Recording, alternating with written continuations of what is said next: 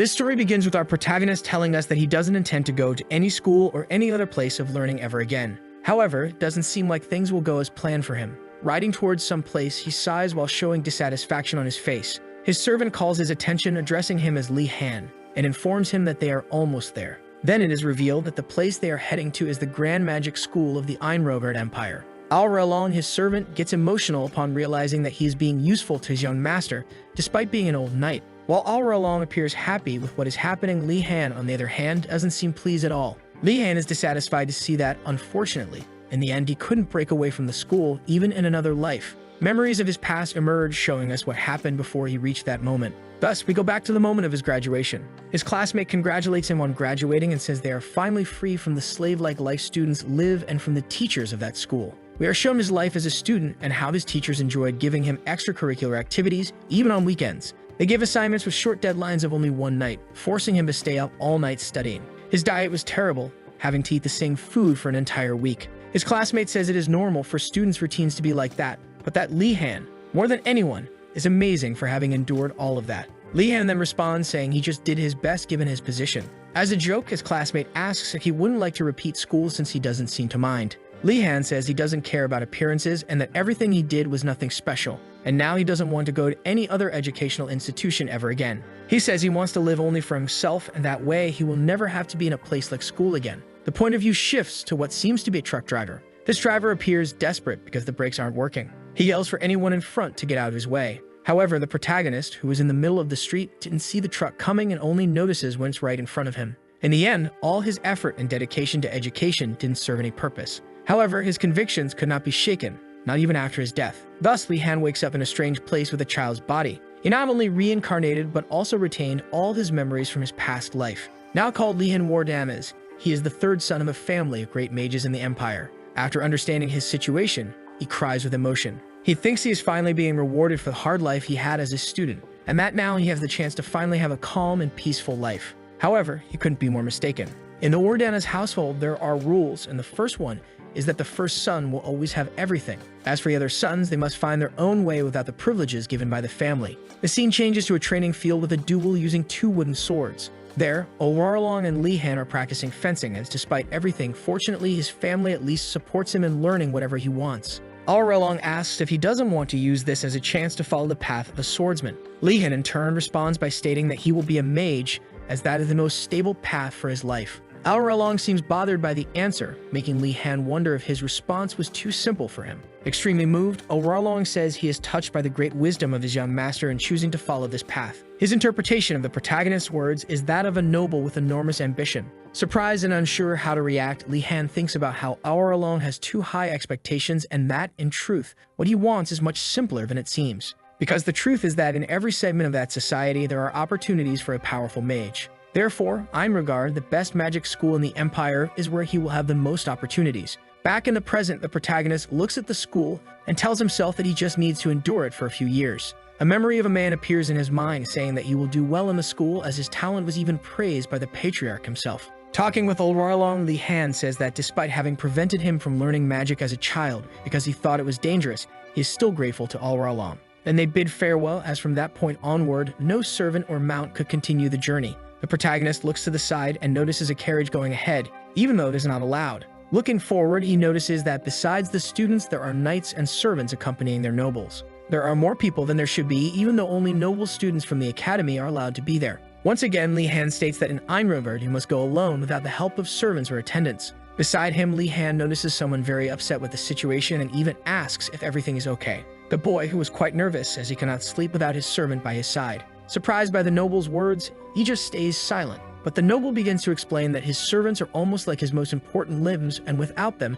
he is incapable of doing anything. Not accepting these rules and knowing that slaves are accepted at the academy, the noble goes to confront a mage at the gate. Li Han, curious about how things would unfold, watched what would happen. The result was the mage using magic on the noble's mind to reprimand him. It even startles Li Han to realize that the academy's mages do not tolerate disrespect, even from nobles. Then the academy gate opens, and from there, a strange green mist starts to emerge. A strange green light shines from the gate, and from it, a voice tells them that everything in Einrogard is an illusion. Li Han feels an immense pressure coming from the gate. He wonders if all this pressure is coming from the headmaster of the school. Everyone around him is paralyzed, unable to do anything. The mysterious person says that they were all warned to come alone and with nothing. But now that they have all disobeyed the rules, he himself will make them comply. Strong winds blow from the gate, taking away everything that wasn't welcome, while the nobles scream as their belongings are carried away. Everyone stands still in shock, but the mysterious person calls them fools and tells them all to move. He orders everyone to enter, and so, little by little, each one passes through the gate.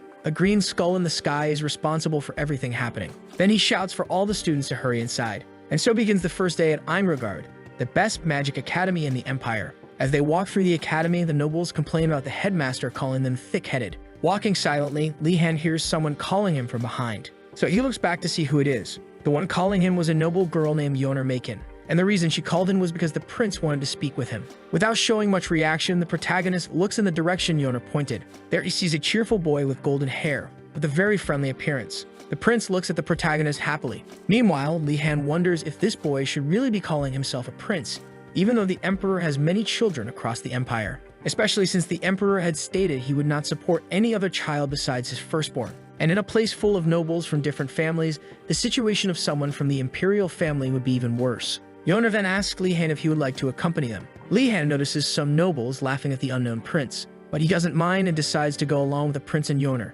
Yoner smiles cheerfully as she thanks him for agreeing to come along. Then she mentions that she was rejected several times before he accepted. Upon hearing this, Li Han begins to regret the choice he made. Gainando is the name of this prince who claims to be the 97th prince. Thus, a trio of friends is formed. Time passes, and Gainando is trying to say something to Li Han. Showing himself to be a rather immature person, the prince complains to Li Han about the person who rejected him. To console him, Li Han says that others don't understand his nobility. However, the prince is a fool who doesn't grasp the protagonist's words, so Li Han has to praise Gainando once again. But even with praise, Gainando starts complaining again, mentioning that besides rejecting him, the person also went to speak with Ardenart. We then see a girl surrounded by people flattering her. This is Ardenart, the 44th princess of the imperial family. Upon seeing the princess, the protagonist realizes that, unlike her brother, the princess exudes an air of elegance and nobility. After that, Gainando asks the protagonist to go and beat up the boy who rejected him. However, Li Han refuses and says that nobles shouldn't do such things. With that, Gainando asks the protagonist what he should do, and the protagonist simply responds that he should forgive others. But if he doesn't want to do that, he can always challenge the person to a duel. Thus, Gainando agrees to forgive everyone who rejected him. Yoner, who was observing everything, praises Li Han for managing to calm the prince down, because even though she is his relative, it's not easy to handle his stubbornness. Li Han, curious, asks why she takes care of him, even though he causes so much trouble. But before she can say anything, a strange green flame starts emerging from the ground. Once again, the skull appears before them, calling them thick-headed. A noble points at him and calls him a lich.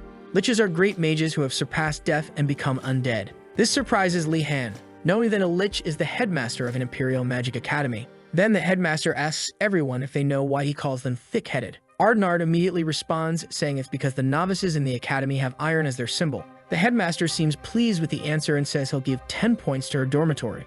However, he soon says it's all a lie, and this leaves Ardenart embarrassed for falling for his trick. He then explains that the reason novices have iron as their symbol is because iron among all metals has infinite possibilities for use. The students are impressed by the headmaster's words, but then the headmaster starts laughing at the students while saying he lied once again. Everyone is shocked by the headmaster's pranks. Li Han then notices that no one is able to respond to these taunts. The magical power density in the room was too high, and it might be hindering the students from taking any initiative. Strangely, the protagonist gets used to the magical density, making him wonder if the headmaster lowered the pressure for the students. While the headmaster questions his actions, he notices there is one person managing to move in his presence. It seems that this boy is more special than the others. Continuing with the instructions, he orders everyone to proceed towards a door. The students obey and head toward the door. Passing through the door, they arrive at the dining hall, with tables already filled with food. Thus, the headmaster instructs everyone to rest while they eat. Everyone is impressed by the meals. There is a wide variety of foods ready to be consumed. Gainando is the first to serve himself. When the students are ready to eat, all the food disappears. Once again, the headmaster was tricking the novices. The headmaster bursts into loud laughter, amused by the novices' innocence. At that moment, the protagonist wonders if the headmaster lost much when he became a lich. Clothes and food are thrown at the students by the headmaster. Not understanding anything, the students are startled by all of this. With that, he distributes uniforms and food to everyone. All these reactions are exactly what the headmaster wanted to see. To attain the best of everything, they will have to seek everything using magic. Thus, the academy's main rule is presented. One of the students chooses to ask someone from outside for supplies, but the headmaster explains that no first-year student is allowed to leave the academy. nor ask their seniors to bring anything from outside. With everything explained, the skull mysteriously disappears from the room. Before vanishing completely, he wishes them all luck in becoming great mages. After witnessing all of that, Li-Han realizes that the teachers at this school won't be any different from those he had in his past life. He even associates his laboratory professor with the same madness as this skull. Amazed by the similarity, Li-Han doesn't notice Gainando calling him.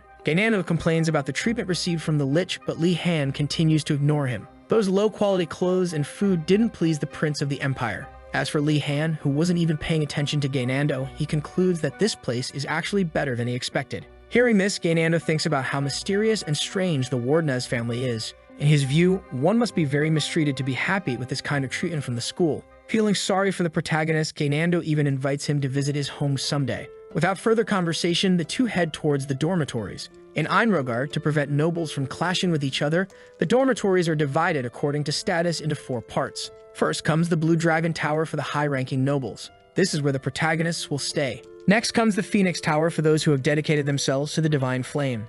It is an exclusive place for the religious members of the Empire. After that is the White Tiger Tower. This is where the families of knights who follow the path of both a knight and a mage reside. And finally, there is the all-knowing Black Turtle Tower. This is the dormitory with the most diverse group of people, ranging from slaves to low-ranking nobles. For this reason, it is the dormitory that suffers the most discrimination from others. To noble students, this dormitory holds no value. However, someone seemed strangely interested in them. That was Li-Han, who believed they would make great business partners. He couldn't stop thinking about the great business opportunity that would come from befriending the people from this dormitory. A noble shouts his dissatisfaction with those people. Everyone looks in the direction of the noble. After seeing that he managed to grab everyone's attention, he arrogantly asks if he said anything wrong. The protagonist, who doesn't want to lose his future business partners, steps in to defend them. He tells the noble that there is no status difference between the students there, and that he shouldn't act so arrogantly. Since the protagonist is from the Wardenez family, his words carry weight. With that, the protagonist feels pleased, thinking he gained the respect of everyone.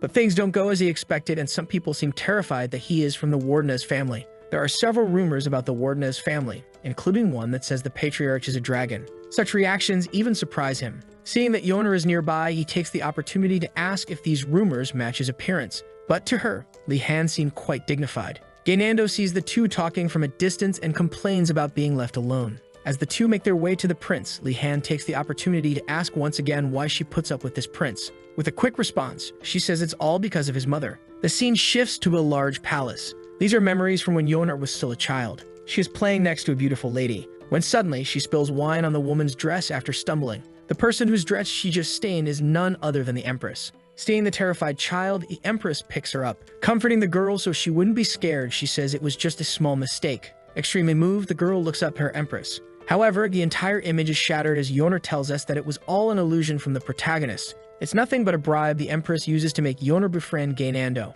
After hearing this, the protagonist sees an incredible opportunity, which is to become friends with the prince as well. Walking through the academy, the protagonist realizes that the academy is so large that it even has lakes and forests inside it. Thus, he understands that the Lich was telling the truth about them having to find everything themselves. Looking to the side, he sees students lost, not knowing where to go. Asking Yoner what's going on, she responds that the path to their dormitories should be just ahead. Confused by this, he approaches to find out what's happening. The ground trembles, causing everyone there to panic. A strange tower emerges from the ground. Unable to believe what they saw, the students wonder what that tower is. The tower seems quite small for everyone there, even making the prince uncomfortable with its size. While Li-Han is curious about the tower, the prince continues with his complaints. As they step inside the tower, something unexpected happens. Everything disappears, leaving the protagonist alone in a dark space. Not understanding what is happening, the protagonist searches for everyone who is around him. A mysterious voice greets him, asking where he would like to go. Observing the entire space around him, he realizes that everything there is magic.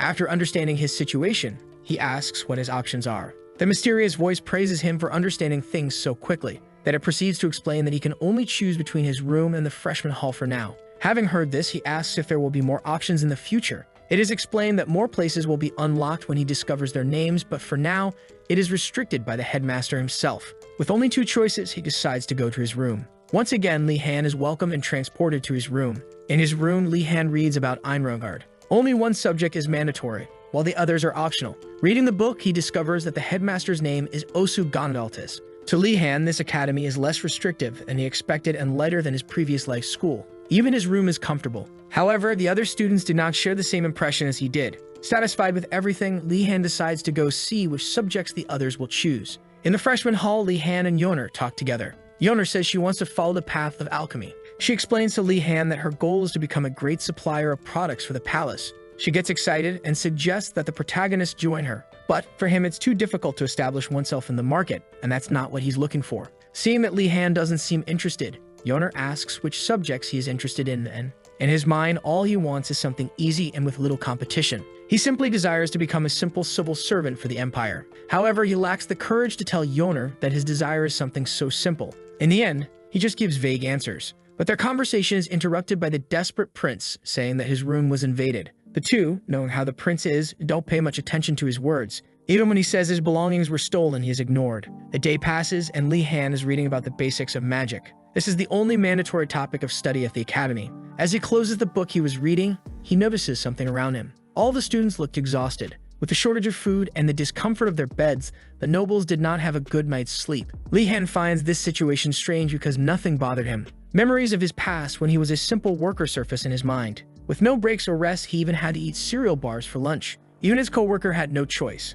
His co-worker would even promise a feast in the end, which was nothing more than ramen. To his misfortune, it really was ramen that he had for dinner after spending the whole day working, having eaten nothing but a cereal bar. After recalling his past, the protagonist feels glad that his situation is much better in this life. Students in front of him say they've reached the classroom. They open the classroom door absent-mindedly, not looking ahead. When they decide to look up, they're startled by what they see inside. One of the students even falls backward in shock, while the other asks if that is really a classroom. There is someone inside with a different appearance, with fangs in her mouth and blue skin. It was a troll who, for some reason, was already waiting for them all there. In this world, trolls are nothing but fierce and savage monsters. However, for some reason, right in front of them stood a troll wearing regular clothes like a person. The troll tells them to hurry in as they are in the right place. So, everyone takes their seats. With everyone silent, she introduces herself first, saying she's a half-troll and that her name is Garcia Kim. To calm the frightened students, she says there's no reason to be afraid. After all, she doesn't meet humans. But then she suddenly starts licking her lips. Her expression shifts to that of a predator eyeing its prey as she says she won't do anything as long as her stomach is full. Her words scare everyone, even shocking the prince. Garcia Kim soon regrets the joke she made. Moving on to the lesson, Garcia explains that most spells won't be used because they are too dangerous. But despite this, she will teach the principle of magic so that everyone can find their own paths as mages, thus becoming a compass to guide them in their journeys. They are relieved to see that she is not like the headmaster they had met. Her first question to the students is what a mage or magic is. Ardenar answers by saying that being a mage is shaping the world to one's will. Garcia praises her answer but says there is still more to it. She then adds that a mage must be able to sense and manipulate the mana around them. However, that alone does not make a mage. The ability to gather and combine magical power to create outcomes is also necessary. With the need to create spells and regents, a strong will is crucial above all. To make sure everyone understands well, the teacher asks them all to try. She asks the students to try gathering magical power into their wands. The students then begin practicing. Garcia asks everyone to imagine a figure of light while channeling the magic. Yeoner struggles but continues to channel. For her, it's like trying to control the reins of a wild horse. Continuing with the teachings, the teacher asks everyone to repeat the same incantation she will say. A brilliant light appears as she calls upon the light. The light grows stronger, illuminating the entire room with its glow. Finally, the teacher says that it doesn't matter what incantation they use as long as it's short and helps them maintain focus. After combining the three basic principles given by the teacher, the protagonist understands what needs to be done. Moving to practice, he, who only had a small amount of magical power gathered in his wand, begins to shape a bright light, just as the teacher had shown. However, even though things seem to be going well, it still appears to have gone wrong. The other students also seem to struggle with controlling their magical power. Gainando even becomes frightened as his magical power moves against his will. His magical power seems as if it will attack him. But quickly, his teacher casts a spell to protect him. She creates angel wings on her back to shield him. She reassures them, saying that even if they fail and cause accidents with their magical powers, she will be there to protect them all. Thus, she encourages them to keep trying until they have no more magical power left in their bodies.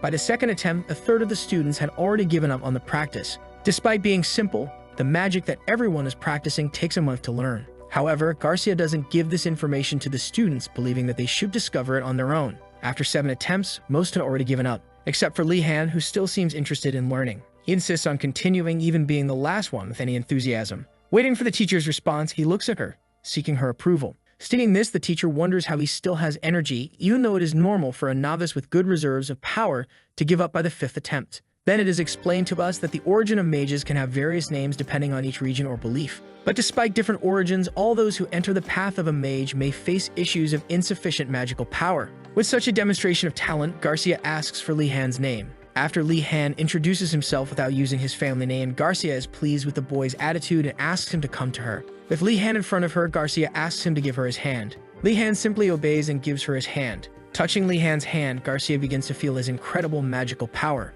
Something strange happens, and she finds herself surrounded by water. She looks in all directions trying to see something. However, all she sees is an enormous and vast ocean around her. Shouting for the teacher, Li Han manages to bring her back to reality. Showing concern, he asks her if she's okay. Garcia says she's fine and asks to return to the lesson, while she wonders what happened. We see that Gainando still believes his teacher might devour someone and even says so to Yoner, who, knowing his foolishness, simply tells him to shut up. Back to Garcia, she asks Li Han to meet her after classes. Continuing with the lesson, Garcia says that it's normal to run out of magical power, but as they train, they will gain more power and reduce their magical power consumption. However, they shouldn't practice recklessly, especially Gainando. Concluding her lesson, she reinforces to Gainando that she does not eat people, and so the first lesson for the class ends. After classes are over, we see Li Han meeting with his teacher alone. Garcia then begins explaining why she called him to meet her after class. The truth is that she had already heard of Li Han from the headmaster himself. Li Han is startled to learn that he caught the attention of the Lich, whom he thought was nothing but a lunatic.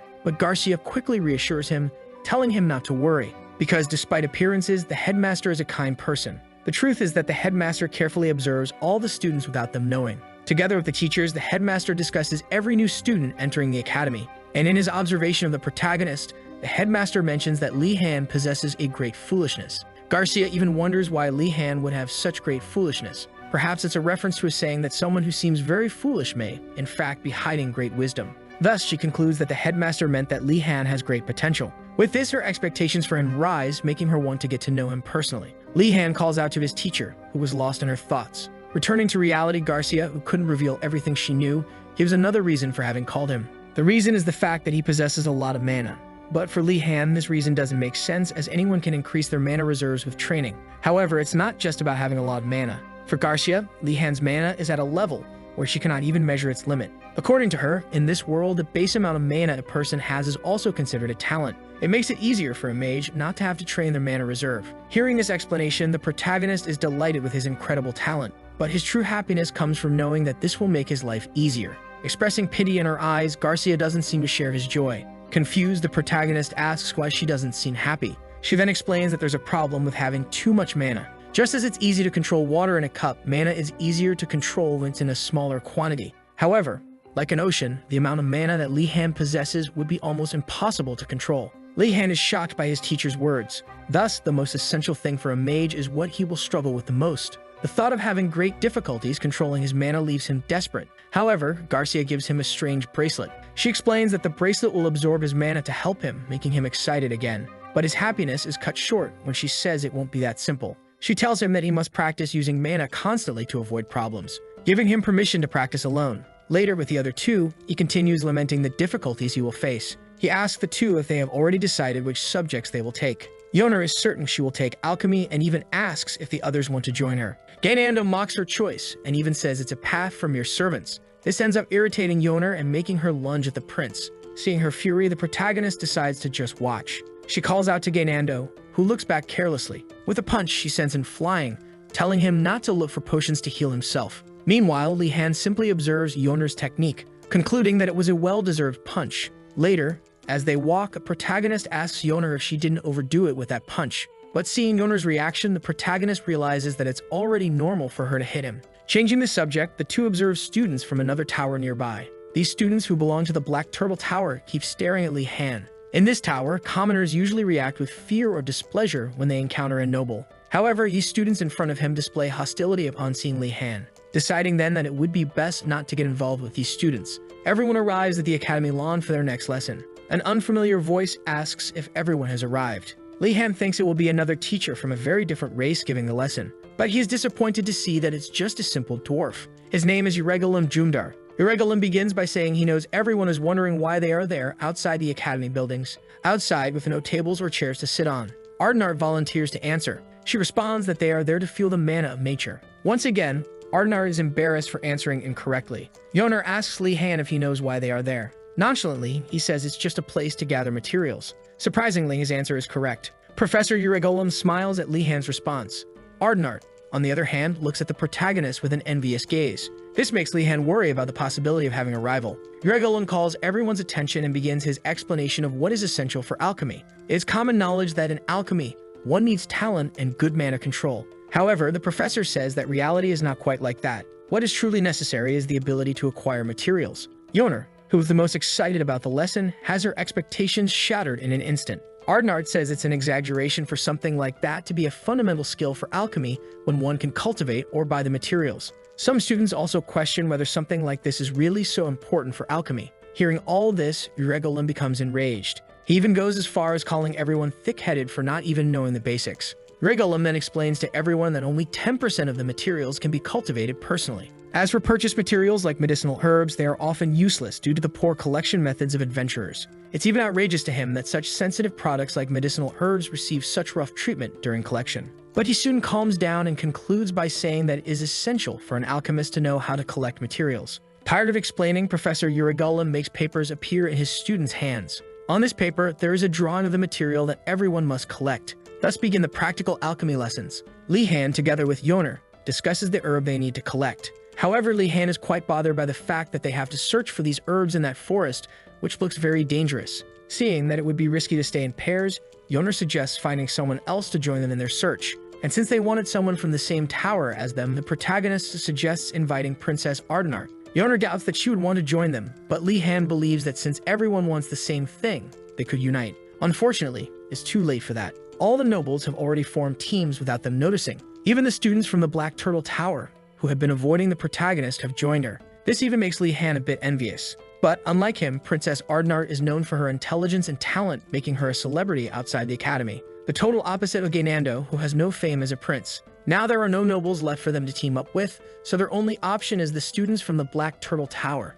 Even knowing that they dislike him, the protagonist sees no other choice but to approach one of them. Then someone catches his attention. This person has a strange symbol on her waist, with dark skin and pointed ears. This girl is a dark elf. Her name is Nilia, and she came from the north of the empire. She was part of a group made up of hunters and explorers. Nilia stares intently at the image of the herb. Then she says that it won't be a difficult task for her. She sees this as a great opportunity to stand out among the more talented students, but someone approaches, catching her attention. It's Yoner and Li Han, who introduce themselves to her. Only recognizing Yoner, Nilia asks what they want from her. In a straightforward manner, the two ask if Nilia wants to join them. This leaves her even more confused. After all, in her mind, all nobles are the same. They are snobbish, and no matter how well you treat them, they are never satisfied. However, Li Han argues that it is more dangerous alone if a monster appears. Nilia denies needing help, prompting Li Han to question why. And with that, Li Han deduces that she probably thinks they want to use her as bait. Nilia tries again to say she will go alone, but the protagonist cuts her off.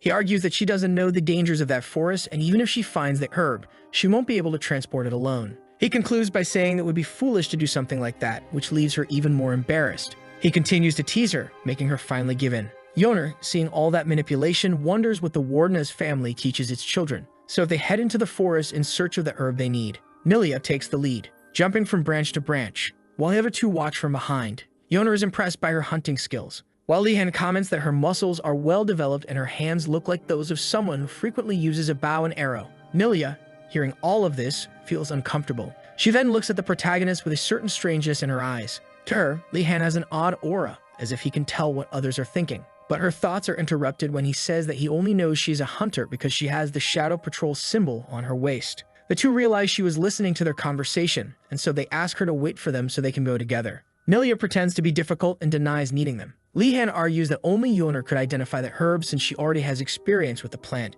Becoming increasingly annoyed with Li Han, Nilia asks what his role in the group would be since she is the guide and Yoner is the one who will identify the herb. Knowing that Nilia wouldn't be happy to hear that he just wants to tag along, Li Han gives the excuse that he is there to protect them. Nilia, observing his physique, deduces that Li Han comes from a knight family and then asks why he is in the Blue Tower if he is from a knight family.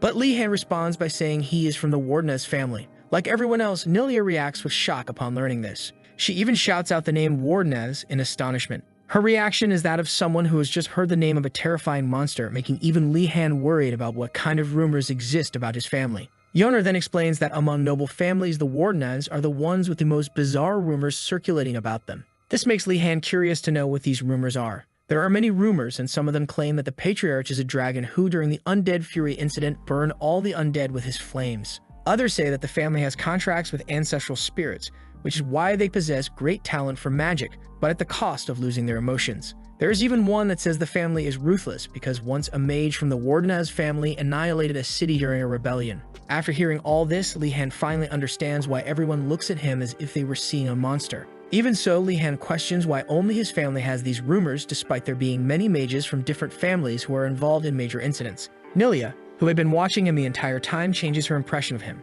She finally sees him as a normal person and not as a heartless monster. Then she tells him to stop crying over these rumors and to get back to searching for the herb. The search continues with Yoner and Li Han on the ground, while Nilia moves through the treetops, swinging from vine to vine like Tarzan. Nilia spots something that catches her attention. She then approaches the other two to inform them. Afterward, she asks them to see what she found. It was the shallow footprints of something large. She becomes curious about what it could be. But Yoner, despite trying to be polite, doesn't seem interested at all. Seeing this reaction, Nilia feels strange being the only one who likes these things. However, Li Han also appears interested in knowing what it is. This surprises Nilia, making her quite happy. She then asks Li Han if he really found it interesting, and he quickly responds, asking why it wouldn't be interesting to him. To her, it's very strange for someone from a noble family to be fascinated by wildlife. Feeling increasingly embarrassed, Nilia ends the conversation, telling them to always be cautious when encountering something like that. And specifically in that forest, it's hard to know what resides there. After all, there are various rumors that different types of monsters inhabit the Academy's forest. Since Einrogard is covered in mana, monsters are always present there. Even artificially created monsters can be found. From this point, they decide to change their route and follow the footprints to reduce the chances of a monster ambush. Li Han then asks Nilia to teach him how to walk in the forest. Nilia doubts that Li Han will be able to learn, but he insists, saying he will do his best. Seeing his persistence, Nilia turns around to speak. With a smile on her face, she challenges him to see how far he can go. So they set off again in search of the herb. The three walk through the forest until they finally find the herb. However, to their misfortune, there are only 2 herbs in that location. Yoner suggests going elsewhere to look for more, but the other 2 remain silent, staring behind her. When Yoner decides to look as well, she's immediately startled. A creature is approaching them. It's a giant boar coming their way. The boar stares at them fiercely. Li Han warns them that this is no ordinary boar. The boar assumes an attack stance toward them. Without weapons, Li Han draws his magic wand to use as a weapon. In this world, a wand can have its size modified whenever the user wants, and so Li Han transforms it into a spear. Nilia is impressed and remembers the family he comes from. Wardenaz, the family of great mages who most likely learn magic even before going to school. Feeling confident, Li Han prepares to face the creature. But Nilia tells him that if it doesn't work, he should run because she will distract the creature so the other 2 can escape. Yoner and Li Han are moved by Nilia's selflessness, but she, embarrassed, responds that she is the only one capable of doing it among them. Li Han thanks her and the boar charges furiously in his direction. To Nilia, it looks like Li Han is about to use some magic to defeat the boar. Gripping his spear wand tightly, Li Han prepares himself. Then we flash back to when Li Han was 10 years old, being taught the importance of using various types of weapons to handle different situations. For only in this way can a person go through the process of enlightenment and become capable of infusing mana into their weapon, thereby creating an aura. However, only a few managed to reach that level. Li Han, who was receiving all this training about aura, didn't see the point in learning how to use it, as he only wanted to become a mage. He told Arlalong that there was no reason for him to train his body. But Arlalong completely misunderstood Li Han's words. This misunderstanding only motivated him further to train Li Han to become an aura user. Back in the present, we see Li Han charging forward. With his wand spear, he thrusts it into the boar's mouth. The other 2 are startled by his unexpected action. The boar writhes in pain, and then falls to the ground dead. The 2 are even more shocked by what they just witnessed. They expected him to use magic to kill the boar, not to simply use his wand as a melee weapon. Although it may not seem so, the wand is extremely durable and can be used in physical battles. However, it shouldn't have been possible to kill a boar that had turned into a monster with it alone. The only reason the protagonist was able to kill the boar was that he unconsciously used mana in that attack. Out of pure survival instinct, Li Han used something akin to an aura. After this, they check to ensure the boar is truly dead. Confirming the creature's death, Nilia takes the wand out of the boar's mouth and hands it back to Li Han. Yoner is still on the ground, recovering from the shock as she wonders if it's normal for a class to be this dangerous. Then the 3 hear screams coming from a distance. They immediately assume that other students are facing the same situation they just did. The 3 headed toward the source of the screams. Upon arriving, Nilia is the first to assess the situation. Below the cliff where they are standing, there are students facing the same challenge they did. Since there are several students together, the protagonist suggests they simply observe the situation. Down below, one student decides to confront the creature. This student is Ashen Dalkard. Yoner is the first to recognize his identity. Dalkard is a very famous aristocratic family, almost like the prime ministers of the empire. Because of this, Li-Han believes he might be able to handle a boar. Standing in front of the princess as her knight, he appears confident to face the boar. He then shouts at the boar, declaring he will be able to predict all its movements. The boar charges at Ashan as he dodges to the side. Seeing an opportunity, Ashen strikes the boar. The blow is ineffective, causing only a slight wound and making the boar even angrier. The boar then delivers a powerful kick, sending Ashen flying. It then turns its gaze toward the other students, but someone steps forward to protect them. It's the princess, who takes the lead to defend everyone. Nilia is impressed by the princess's courage, while Yoner asks if Li-Han will do anything. Li-Han remains silent, just observing. The boar slowly advances toward the princess. Ardenart begins to think about what to do. With her wand in hand, she prepares to face the boar. However, before she can act, the boar is attacked from behind. Confused, she looks at the scene, not understanding. The boar then collapses, unconscious. Behind it is Li-Han, grateful that he wasn't noticed before his attack. With Nilia by his side, she explains that this is the main reason for approaching an enemy against the wind. Ardenart watches him and recognizes him once again. She formally thanks him, and Li-Han responds in the same manner. Nilia observes their conversation and asks Yoner why they are being so formal with each other, even though they are students of the same year. Ardenart promises to repay him for his help, and Li-Han immediately asks for a favor. Asking him to state his request, Ardenart feels nervous about what he might ask. Li-Han then requests that she tell him which classes would give him the easiest path to good results at the school. Hearing this, Ardenart feels a great disappointment in Li-Han. She can't believe that a Wardenaz would seek the easy way out, and she assumes that Li-Han is just trying to provoke her. But Li-Han, with an innocent smile, continues to ask if she knows the easiest method. However, someone shouts from the forest, claiming to have the answers to his questions. This makes Li-Han extremely nervous, as if he already knows what is coming next. It feels as if he has been in a similar situation in his past life. An uncomfortable, but very familiar feeling takes hold of him. Behind him, someone calls out his surname. It's his professor, who responds to Li-Han's question, saying that the alchemy class is where he will find the ease he's looking for. Seeing an incredible resemblance between the alchemy professor and his past life teachers, Li-Han is shocked. However, he quickly calms down, saying that he already knows how to handle such situations. With a fake smile on his face, he replies, saying that something like this is only possible with passion and love. Urigolim says he was expecting this answer. Therefore, he will help him find his passion and love. The other students and even Ardenart are impressed that Li-Han has managed to catch the attention of yet another teacher, while Urigolim stands there observing everyone. After assessing the situation with his students, Urigolim decides to end the lesson for the day. However, he expresses his dissatisfaction that only 2 groups encountered the boar. He explains to the students that his intention wasn't just for them to search for herbs. His real goal was to give everyone experience with the possible situations they might encounter during herb gathering. According to him, an alchemist must be prepared for different types of situations. His explanation ends up angering everyone. Yoner then asks if he really needed the herb that everyone was searching for, since the 3 of them went through so much trouble to find just 2. Gergolem, who didn't think anyone would actually find them, is impressed by the 3. With a smile on his face, he praises them for their talents and tells them they passed his class. Finally, he tells Li-Han that it's best for him to stay in his class. This leaves Li-Han feeling pessimistic, thinking he's in trouble from now on. Seeing that he has no choice, Li-Han lies blatantly, saying that he has always wanted to learn alchemy. Hearing this, Urigolim gets the impression that Li-Han is much more mature than he should be.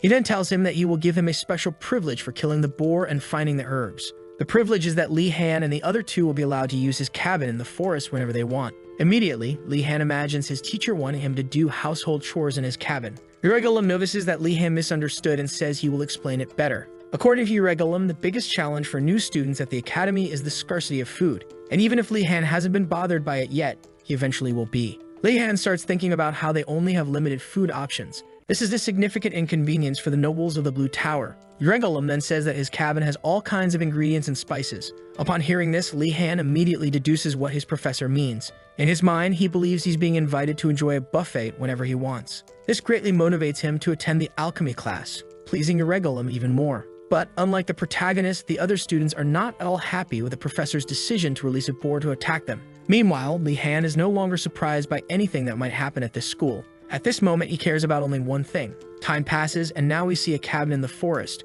with a beautiful river beside it. We see the 3 of them together carrying the boar to the cabin. Upon arriving at the cabin, Li-Han relaxes, feeling relieved. Now his goal is to butcher the giant boar. Yoner calls out to him, wanting to say something. Despite looking uncomfortable, she asks if she can help him cut the boar. What she wants is to have some of the meat in exchange for her help. Nilia doubts that the nobles will be able to butcher the boar. Li Han simply calls her by name, and then with a very serious expression, he asks if she doesn't want to eat meat. Immediately, she reacts wearing the same serious expression as the other two. She then closes her eyes to think about what she will do. Finally, she decides to help them in exchange for eating the meat. Afterward, we see Li Han thinking about the two of them and how they should be capable of helping him butcher the boar. Soon after, Uregulum arrives with the necessary equipment. With that, they begin the butchering process. Milia watches as Li Han cuts the boar. Noticing that he is doing well, she wonders if it's normal for some nobles to know how to do this. Time passes, and they finish cutting and separating the most important cuts of meat. As for the intestines, they decide to use them to make sausages. Li Han decides to smoke the meat to preserve it for as long as possible. Uregulum sees what Li Han is doing and is once again impressed by the protagonist. Because based on his knowledge, even if kept in a cold environment, the meat will still spoil, so smoking it is the best way to preserve it. Uregulum grows increasingly impressed with Li Han's talents. He is even exceeding his expectations. But his thoughts are interrupted by the sound of his stomach growling with hunger. Hearing his professor's stomach growl, the protagonist asks if he is feeling hungry. Li Han then begins cooking the meat he had cut. Meanwhile, Uregulum brings some ingredients from his cabin. Afterward, they set the table for the meal. Finally, they serve themselves with all the food. Uregulum serves himself a sandwich with bread and 2 pieces of meat. Nilia and Yoner combine the meat with bread and jam brought from the cabin. Everyone is very happy with the food, especially with the jam that added a sweet flavor to the meat. Li Han simply expresses gratitude for getting to experience all of it, and so they finish their meal, feeling extremely satisfied. Even though they ate a lot, there was still plenty of boar meat left. Now Yoner and Li Han need to think about what to do with the leftover meat. Not knowing what to do, the two remain silent as they think. However, Nilia suggests sharing the meat with the other students. Hearing this, the two immediately know what they need to do. They ignore Nilia's suggestion and talk about selling the meat to the students. Their plan is to sell the meat to the nobles of the Blue Dragon Tower. Nilia is shocked by their greed upon hearing this. She doesn't know it yet, but the two have a strong desire to earn a lot of money for their future plans. Still skeptical, she asks if they really plan to sell everything for money. The two ask if she wants to join them, but she says she will donate her share to her friends. To them, it makes no sense to give away what could be sold for profit. Uregulum laughs while watching the three argue. To him, the three are very talented but can also be quite troublesome. Sitting under a tree, Uregulum smiles up at the sky. To his delight, his days are going to be much more lively from now on. Time passes, and now we are back at the Blue Dragon Tower. There is a strange smell in the area. The students passing by start to notice the aroma. It's the smell of roasted meat. There are people grilling meat near the noble's tower. It's Yoner and Li Han, smiling as they ask others if they are hungry. The nobles are startled and confused by what is happening. They then ask the two what they are doing there. However, Li Han doesn't respond, but instead invites them to sit, saying he will serve them. This makes the nobles excited and drooling with hunger. However, it won't be free and will cost 2 silver coins per person. Afterward, the nobles who eat the food are moved, grateful to be eating meat after so long. Everyone cheers happily, shouting the protagonist's and Yoner's surnames. Yoner, along with Li Han, is delighted to have sold so much food for a high price. The two then share a mischievous smile, pleased with their profit from the nobles. Hearing noises outside, Gainando exits the tower starving, when suddenly he sees a pile of meat in front of him. Li Han notices his presence and greets him. Then he tells Gainando to enjoy and eat. The prince sits down at the table to eat, but before he can touch the meat, Li Han steps in, stopping him from eating and asking for a silver coin. Gainando questions whether Li Han is really charging him and says he doesn't have any money. While pulling something from his pocket, the protagonist tells Gainando that this won't be a problem. From his pocket, he pulls out a loan contract for Gainando to sign so he can pay for his meal.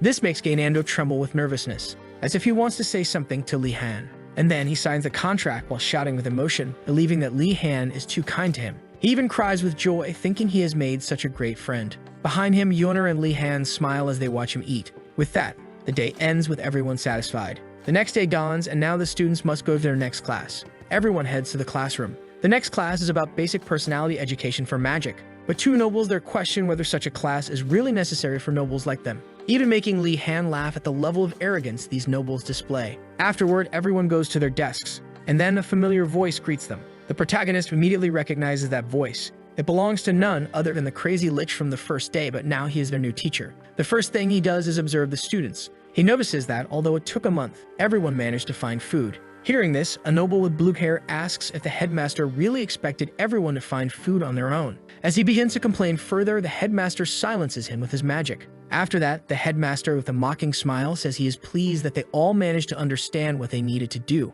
In his mind, he thinks about how the Blue Dragon Tower is developing much faster this year. Usually, the Black Turtle Tower ranks first and the White Tiger Tower second. The Blue Dragon Tower, which is filled only with nobles, is typically the slowest of all. Noticing that the nobles are doing well makes the headmaster happy. However, he knows that all this is thanks to one person. Everything is going well because Li Han is there. To the headmaster, Li Han is different from the others. He almost can't believe that he comes from such a prestigious family. Since flexibility and creative freedom are important to being a good mage, the headmaster often struggles with new noble students. Then the blue-haired noble asks the headmaster what the purpose of this lesson is. The headmaster praises his question, but before answering, he asks the student what he thinks it could be. But the student responds that he doesn't know. The headmaster then explains that this lesson is important because the emperor made him take responsibility for the mages who graduate and cause problems for the empire. The headmaster's answer leaves the students in disbelief. Angry, the headmaster comments that the senior students cause many problems outside the academy, and because of that, he had to take responsibility for their mistakes. In a furious and threatening tone, the headmaster asks if the students understand the importance of the lesson. Continuing his talk, he says that no mage is different and all can cause problems in the future. And so he instructs all the students to read the same page from the book together. He makes everyone read aloud about not harming others. Still unsatisfied, he tells them to speak louder. Everyone then shouts together about not harming others. Their shouts are even heard outside the school. With that, the headmaster concludes by saying he hopes they have all become kinder after this exercise. Now he asks for 2 students to assist him in the next exercise if all the students avoid eye contact. Seeing the students' behavior, Li Han considers volunteering. The headmaster, however, threatens them, saying that everyone will suffer more if no one volunteers. Li Han then takes the initiative, thinking that this might bring him some benefits. The headmaster reacts with a slight tone of surprise, and with a malicious smile on his face, he seems pleased that the protagonist volunteered. With a fake smile, the protagonist says it is an honor for him to help his teacher. But the headmaster sees through his falseness and says he hates hearing lies. However, he forgives him for being a person of action. Gainando, who is beside him, asks if he's crazy for wanting to help the headmaster, because no one knows what might happen when getting involved with the headmaster. Another student approaches and tells Gainando that the protagonist is actually sacrificing himself for the others. Without a second thought, the prince naively believes his words. Then Gainando considers going along with his dear friend, but he's so scared that he can't even stand up. However, Ashen Dalkert takes the initiative and volunteers to help the headmaster. The headmaster immediately recognizes him and his family. Li Han looks at Ashen and wonders if he had the same idea of gaining benefits from the headmaster. Ashen then adjusts his glasses as if trying to look cool. Turning back, he tells Li Han that he's now going to repay him for the help in the alchemy class. But Li Han says it's not necessary, to which Ashen replies that for the Dalkerts, every debt must be paid. Suddenly, the headmaster interrupts the conversation, commenting that he needs their help immediately. He then begins to give them their task while using magic to float some papers to the 2. Their task is to copy all the safety rules for the next class. Time passes, and it is now evening. Repeatedly, we hear someone saying they will not forgive him. This person is Ashen, who is extremely furious with the headmaster. His eyes are practically burning with anger over the headmaster, giving him a task that could have easily been done with magic. Beside him is Li Han, who is concerned about how angry Ashen is. To Li Han, the headmaster put them in this situation to encourage them to try using magic as a way to handle the task. However, he can't figure out how they could do that given that they aren't even capable of using the most basic magic. So he stands up from his desk, holding onto a small hope that the headmaster might have left some kind of clue for them.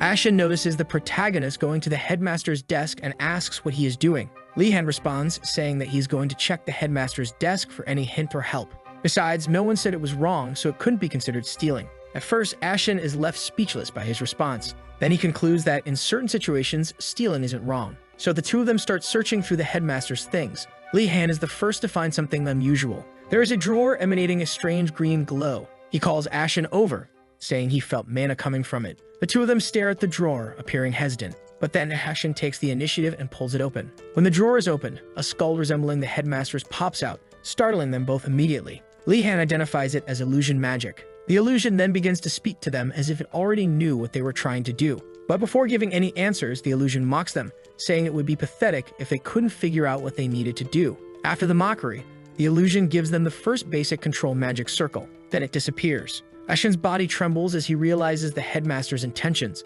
More furious than ever, he shouts in frustration about the headmaster's teaching methods. He even considers, along with Li Han, going to the headmaster to complain. But to his surprise, Li Han seems interested in figuring out what the headmaster wants them to do. Ashen calls him a traitor for doing what the headmaster wants. Li Han argues that complaining to a crazy headmaster won't accomplish anything. This convinces Ashen, who agrees, admitting that their chances of success are very low. With that, the two begin practicing the magic. To use this magic, they need willpower and must follow the incantation and required movements precisely. Only then can they successfully perform the magic. After a lot of practice, Ashen exhausts his mana. Li-Han reflects on how difficult it can be to execute the movements for the incantation. In his view, aligning his movements with the mana feels almost like trying to balance on a unicycle while juggling. But then he calms himself and refocuses on the magic. To motivate himself, he thinks about the difficult situations he faced in his past life. His mind settles and he begins to execute the movements for the magic. Finally, he shouts, "Move." The magic flows into the quill.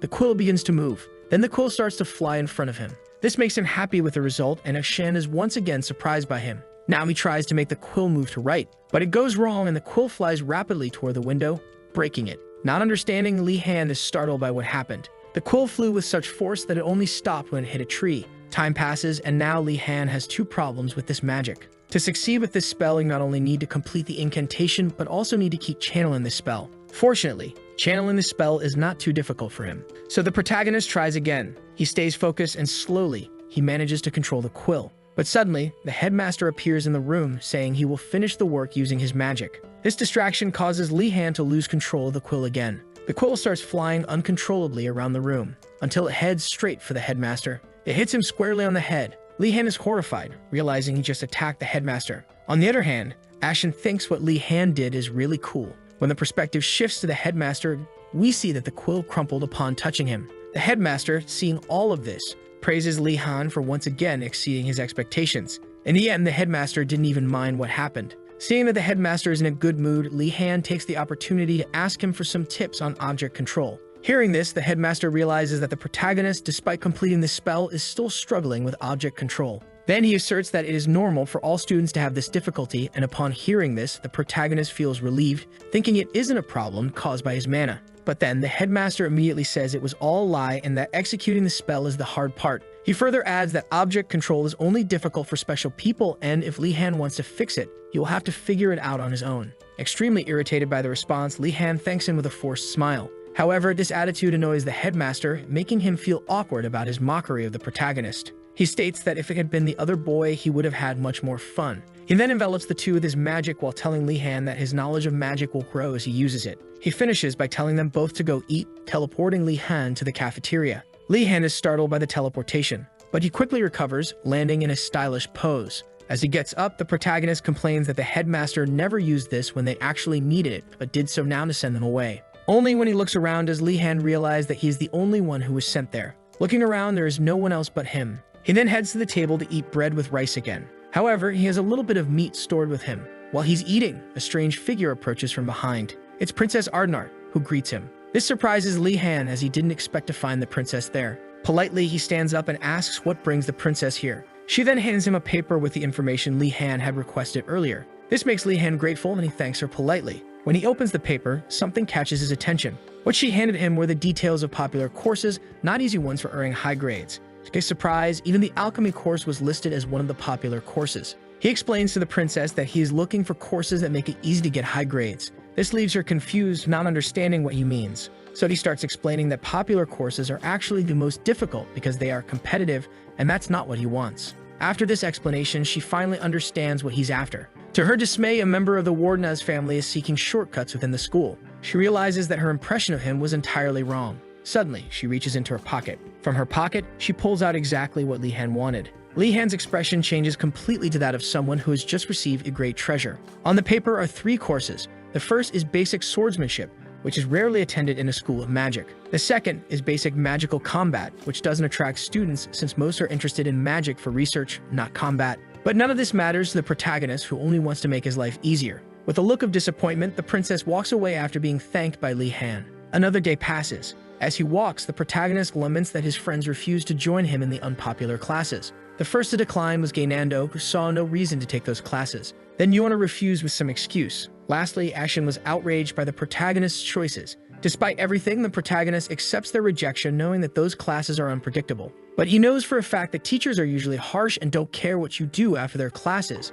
often assigning very exhausting work. Therefore, he needs a subject where he doesn't have to worry about the lessons. He approaches the classroom and notices something. Curiously, the basic magical combat class is held in the academy's basement. An eerie feeling that something is off about that place lingers over the protagonist. In the Empire, there is a saying that one should never enter the magical tower recklessly. It has even become part of children's stories about kids who were trapped for a week inside the tower. As a child, the protagonist read these stories but thought they were exaggerated. Long then confirmed, saying that the stories were indeed exaggerated and that, in reality, one wouldn't survive in such a situation. This scared Li Han as a child. Einregard is, above all others, the most terrifying tower. For this reason, no student has ever explored the academy, even though they're very curious.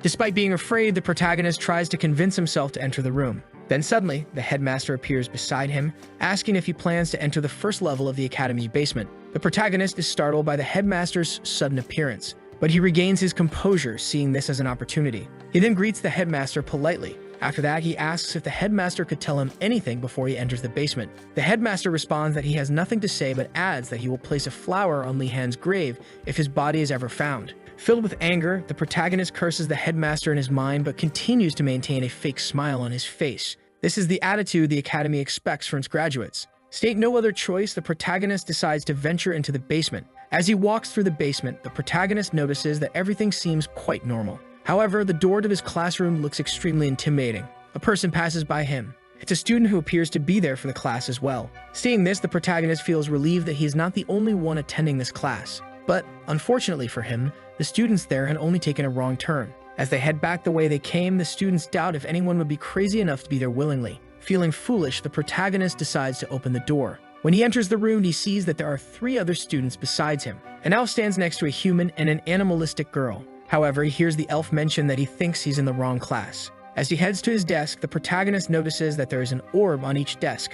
Then, from the back of the room, the teacher appears, asking everyone to take their seats. No one had noticed him until he spoke. He appears to be a vampire. His name is Greg Sangrento, and he is their new teacher. Greg Sangrento introduces himself calmly as the teacher in charge of the class. In a composed tone, Professor Greg expresses his eagerness to teach everyone. He then begins the lesson by explaining that the orbs on the desks are a type of mana-sensitive mineral called Star Spirit Stones. These stones emit divine power and are capable of changing when infused with someone's mana. Therefore, the professor asks his students to infuse their mana into the orbs. Li Han tries but doesn't feel confident that he will succeed. Everyone infuses their mana into the orb, making it float. Seeing how easy the exercise is, Li Han questions if the stone is special, something like an artifact rather than a simple stone. He even notices that there are markings on these stones, possibly made by the teacher. However, a student behind him seems to be struggling to control the stone. The stone starts flying uncontrollably upwards, until it suddenly stops high up. Professor Greg then explains that the orbs are controlled by the user's will, but are also limited by him to prevent destruction in the classroom.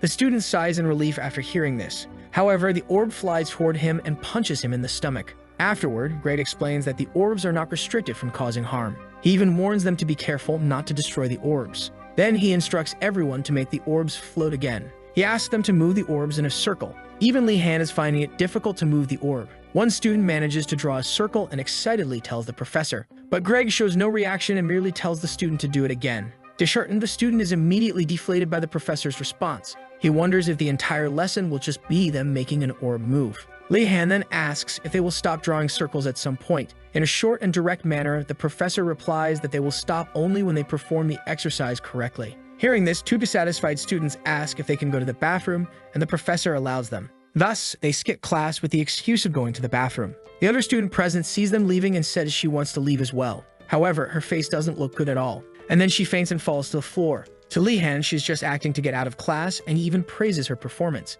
He approaches her and calls her to find out what happened. To his surprise, she wasn't acting. She was actually feeling unwell due to the use of magic. Realizing the problem, Li Han informs his teacher about what was happening. Greg doesn't even pay attention and just asks Li Han to tell her that she should go back to creating circles as soon as she recovers. Seeing his teacher's coldness, the protagonist realizes that most likely he will be the only one left in this class. Time passes and Li Han is still trying to make circles with the orb. So he asks how the grading system works in that class. Greg replies that regardless of the number of students, he will give points based on ranking. This brief answer is enough for Li Han. For him, it's great that it's like this, because with that, he will be able to have a good overall score and graduate with excellent grades. Now, even these repetitive tasks are enjoyable for him. While Greg observes the protagonist's enthusiasm, it is a surprise for him to see a student remaining in his class. Every year, new students appear, but most always quit the classes after the first day, like in the previous year when no one was left to attend his classes. Despite this, Professor Greg doesn't mind, as his contract only states that he should take care of the class.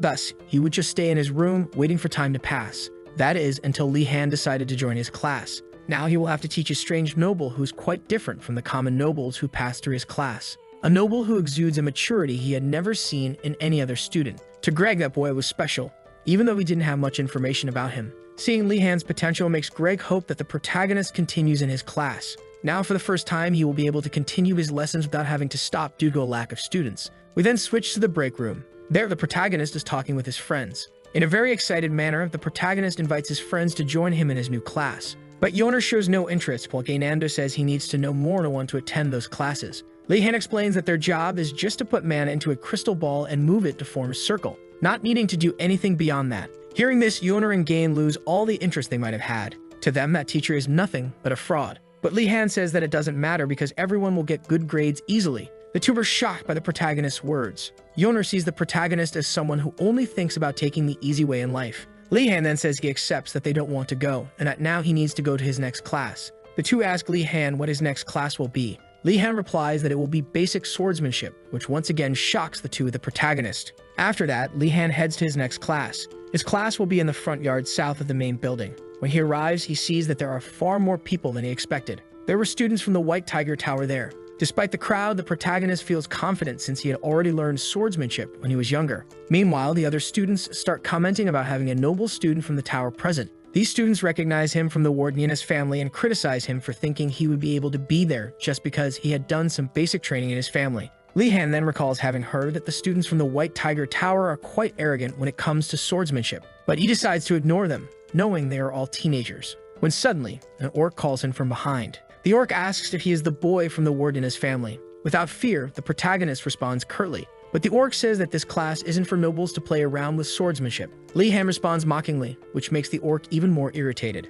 Thus, the orc threatens Li Han, saying that in that place, no one will hold back just because he is a noble. And then the protagonist tells the orc that he will hold back to avoid hurting him if they end up in a duel.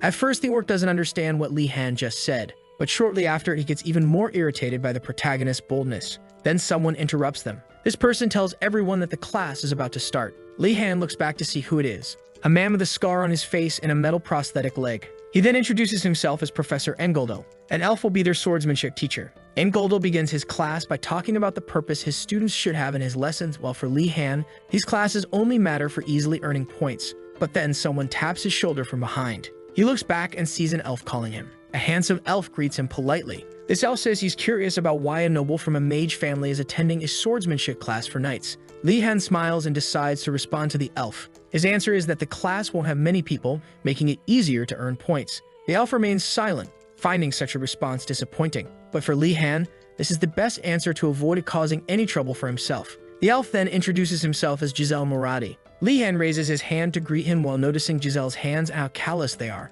After the handshake, the protagonist remembers the Moradi family. Moradi is a family with strict rules that protects the North in a hostile environment and uses all kinds of methods to achieve its goals. However, Giselle doesn't look like someone who would come from such a place. This makes the protagonist wonder if Giselle suffers the same issue he does with rumors about his family. Time passes, and now Li Han recalls his lessons with Arlong about the stone cliff blade technique. Because the training was so intense, no other noble trained in this technique. Engoldel notices that Li Han knows how to use the stone cliff blade technique and becomes curious about which family the protagonist belongs to. Li Han then says he's from the wardeness family, leaving Engoldel surprised that someone from a mage family knows the basics so well. His teacher asks him why he learns swordsmanship, and he responds by saying he believes it is necessary for a noble to know the basics of swordsmanship. But this answer doesn't satisfy Engoldel. That wasn't the answer Engoldel wanted to hear. This even makes Li Han worried that his grades might drop from that point on. He then says that those were his thoughts before learning and gradually falling in love with the art of the sword.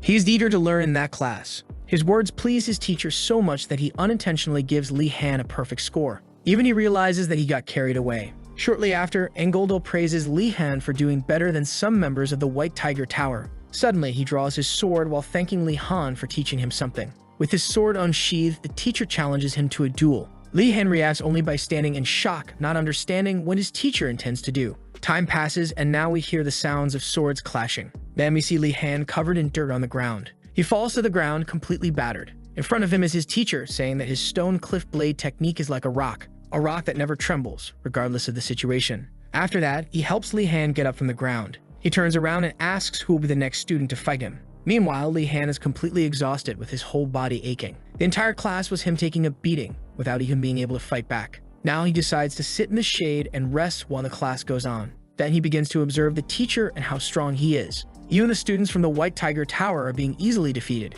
After that, he makes a comparison, saying that Arlong is like an unshakable rock, whereas Engoldal is like the flow of water. But there's something else Li Han notices about Engoldal. The scene shifts to Engoldal giving tips to a student about his swordsmanship technique. Even the orc from earlier is receiving tips from Engoldal. Engoldal is giving advice to all the students even though each of them uses a different technique. However, something bothers the protagonist. Strangely, it seems that he was the one who suffered the most at his teacher's hands. The afternoon arrives and it looks like Engoldal is planning something for that time. Then he calls for Li Han. He then calls for someone named Daruhu Choi. The protagonist looks ahead and notices who is coming. It was the orc who tried to intimidate him before the class started. At that moment, the protagonist recognizes him. The two stare at each other face to face. Engoldal asks the two to duel against each other. All the students hear this while they observe them. For the students, this will be an unfair fight. Daruhu smiles. With a satisfied expression, he accepts Engoldal's request. Daruhu cannot hide his ill intentions toward the protagonist. Seeing Daruhu's malice, the protagonist gets serious and says he will not hold back. When he was younger, Li Han trained in swordsmanship without rest. Now all this training will be put into practice. However, besides their duel, there was also a hidden intention from Engoldal. He wanted a confrontation between the two best in the class. Because for Engoldal, swordsmanship must be practiced daily, and through combat, one gains experience in real battles. An example would be someone with a technique aimed at their opponent's neck. This technique cannot be executed with just theoretical knowledge. It is necessary to practice through trial and error to achieve mastery of the technique. Only then can a swordsman unleash their power upon their blade. These two were the most capable and the only ones able to infuse even a little mana into their swords, making them the most talented in the class to become warriors. Thus, each takes their position. Engoldal turns his eyes to Li Han, thinking once again about how a boy from a noble family possesses such a high level of swordsmanship. In Engoldal's mind, the protagonist must have gone through many hardships with his family. Thinking about this, Engoldal says he is proud of the protagonist. Then he starts the duel. The two face each other as Engoldal says he is eager to see them fight.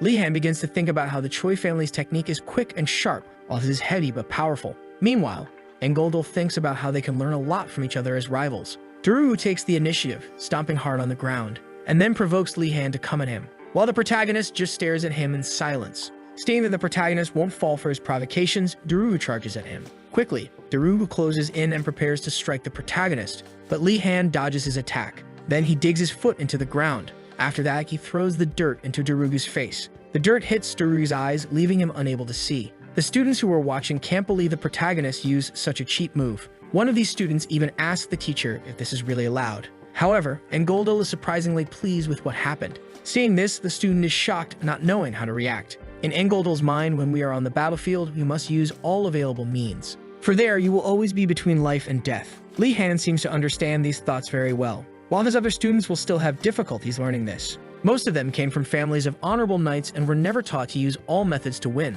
So if the protagonist advances to attack Darugo, while he is still struggling with his vision, Darugo, having difficulty seeing, tries to react. He uses his sword to defend himself from the protagonist's attack. With difficulty, he manages to defend, but regrets underestimating the protagonist. Li Han sees that Darugo hasn't fully recovered and decides to take advantage of this. He launches a series of strikes with his sword, not giving Darugo time to recover. Since he recognizes that Darugo is very skilled based on what he observed during practice with the teacher, the protagonist won't let Darugo have time to act. So he steps on Darugo's foot and continues launching multiple attacks at him. Darugo finds himself in a very bad situation, but suddenly, he puts his hand on the ground, and then throws himself to the ground, rolling away from the protagonist. Li Han is startled by Darugo moving away, while Darugo tries to recover. All this makes Engoldal even more excited about the fight. As he stands up, Darugo thinks about the humiliation he is facing. This irritates him, making him charge furiously at the protagonist. Once again, his sword reaches for Li Han's head. The attack misses, but he prepares to launch another attack immediately afterward.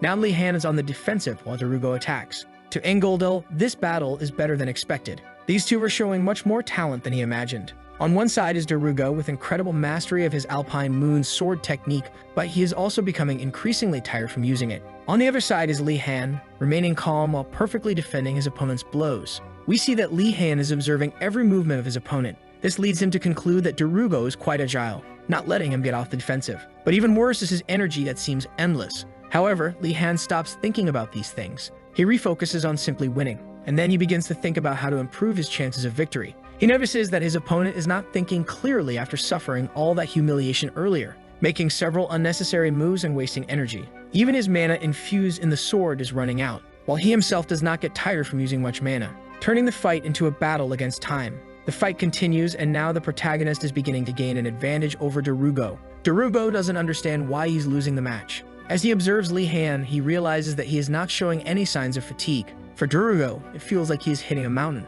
It's as if he is in the palm of the protagonist's hand. Darugo falls into despair after this. Li Han then sees the opportunity to strike, thus delivering a blow that disarms Darugo, making his sword fly away, and finally delivering the finishing blow, ending the battle between the two. Darugo, exhausted, looks fearfully at Li Han's sword, while Li Han, also tired, stares at him. Angoldel appears beside them and ends the fight, but he asks the two to step away from each other. Angoldel looks at Darugo while expressing his regret, because he had the perfect conditions to win, but he faltered, since he is still young and doesn't know how to handle pressure. Unlike the protagonist, who seems very experienced and still exudes the aura of a great noble. The teacher then begins to lecture about the battle between the two. He says that the winner must be humble, while the loser must recognize their mistakes and use them to grow. Then he asks the two to show respect to each other as they bow to one another. However, Li Han doubts that Darugo will truly be able to do such a thing. To his surprise, Darugo extends his hand. He thanks him for the fight and apologizes for his actions at the beginning of the class. And finally, he says that the protagonist indeed deserves to be in that class. This surprises Li Han, making him realize he was wrong to think that Darugo would attack him off guard. Li Han then shakes his hand, saying he understands why he said those things at the start of the class. Applause is given by the teacher upon seeing the two making peace.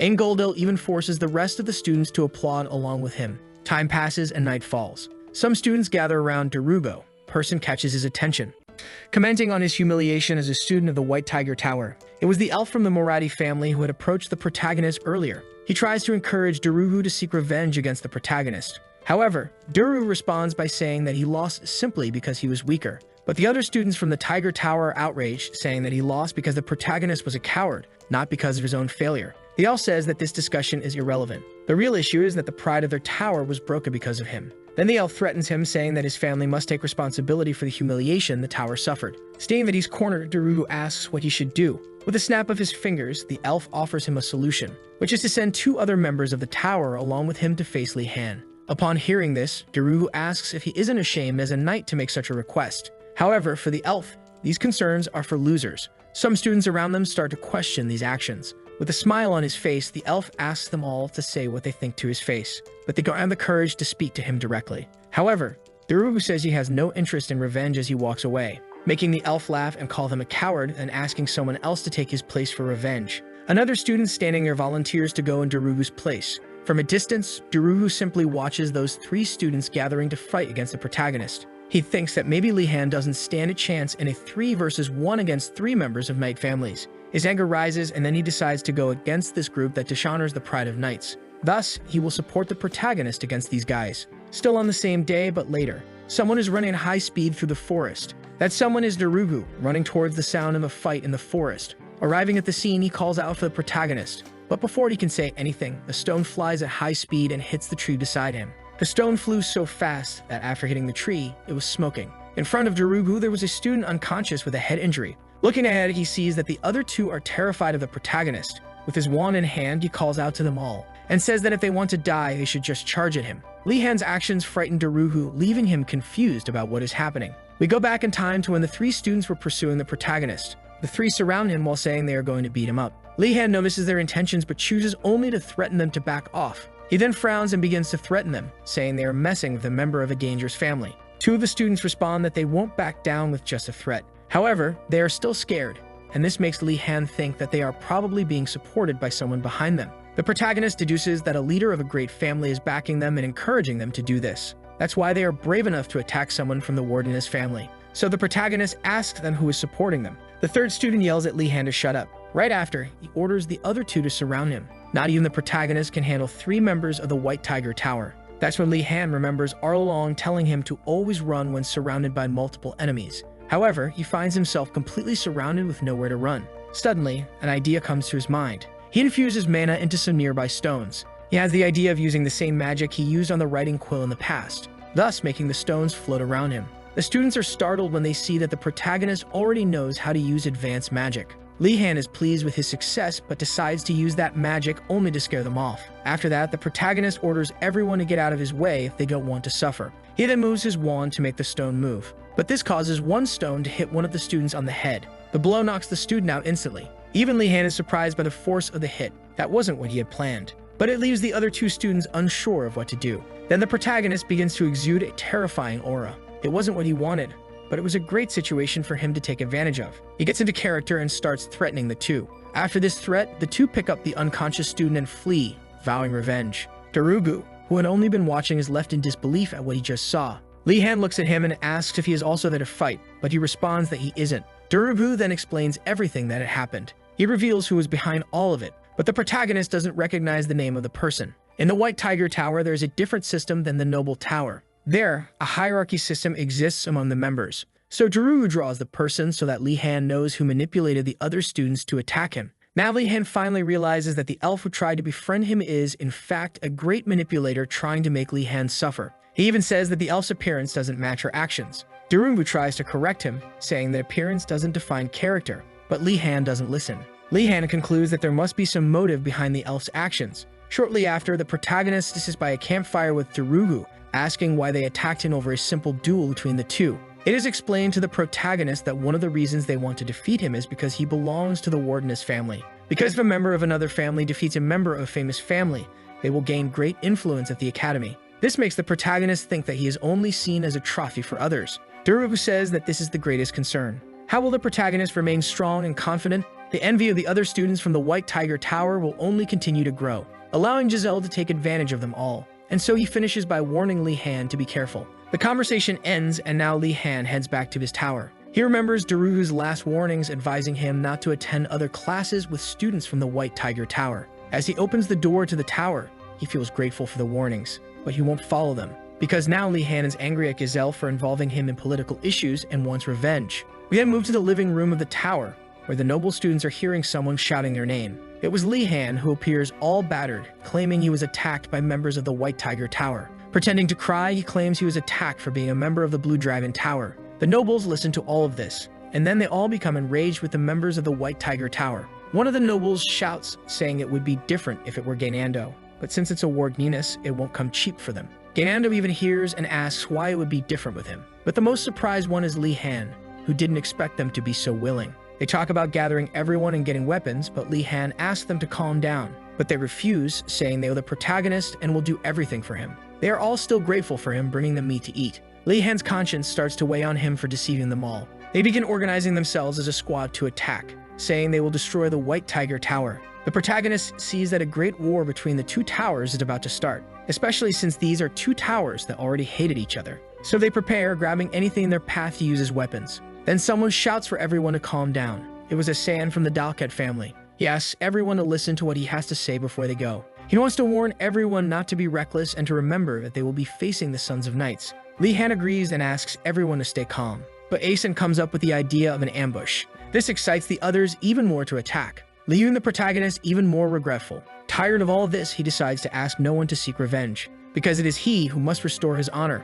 But a noble curses the members of the Tiger Tower, saying they deserve to suffer. Li Han sighs, already preparing to give a speech. He argues, saying that nobles like them should not resort to the barbarity of their adversaries. This makes the nobles calm down and reflect. The protagonist continues his speech, saying that they should unite to respond to their attacks, but they shouldn't be reckless. Everyone supports and agrees with the protagonist's decision. Thus, the protagonist feels relieved for having prevented a possible war between the two towers. After the speech, everyone goes their separate ways. Some students, while leaving, comment about the next class being together with the members of the White Tiger Tower. One of them suggests using the illumination magic they just learned to disrupt the members of the Tiger Tower. Hearing that, the protagonist is shocked. It's terribly bad for him. He is the only one who still doesn't know how to use illumination magic. The next day, we see Yoner still sleepy as she heads to the living room. The first to greet her is Li Han with a completely exhausted look. She asks why he looks like that, and he responds that he practiced magic all night. This makes her remember that he has permission to practice magic alone. Li Han comments that the others have already learned illumination magic, while Yoner asks why that matters.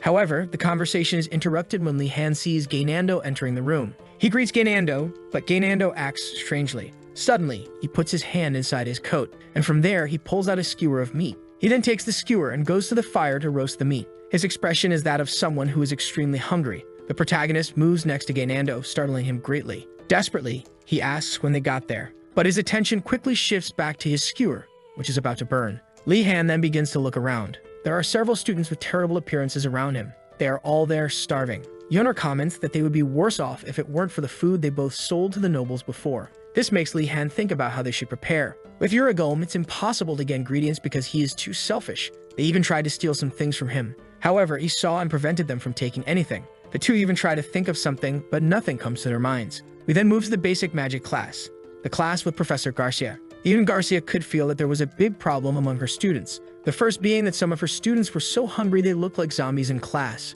Second, but no less important, there was a lot of tension between the towers. The biggest being the conflict between the White Tiger Tower and the Blue Dragon Tower, forcing Garcia to stop them from fighting several times. This even makes her remember the principal saying that this friction between them would help them develop further. But her opinion doesn't seem to align with the principal's. Then she makes a terrifying face and orders everyone to sit in their places. Everyone goes to their places and she begins the class by asking if anyone managed to perform the spell she taught in her last lesson. With a sleepy face, the protagonist raises his hand. He reflects on how he managed to learn the spell successfully despite the difficulty. But when he looks around, he realizes he is the only one with his hand raised. As he is startled by being the only one, the others praise him once again. He then asks the student who said he knew the spell last night. But the student responds that he only grasped the idea and didn't actually know the spell, while remaining optimistic that he will learn soon because he is also a noble. Seeing how nobles love to brag makes Li Han furious with them. Meanwhile, Garcia appears pleased with the results, because two people from the Blue Dragon Tower managed to learn the spell.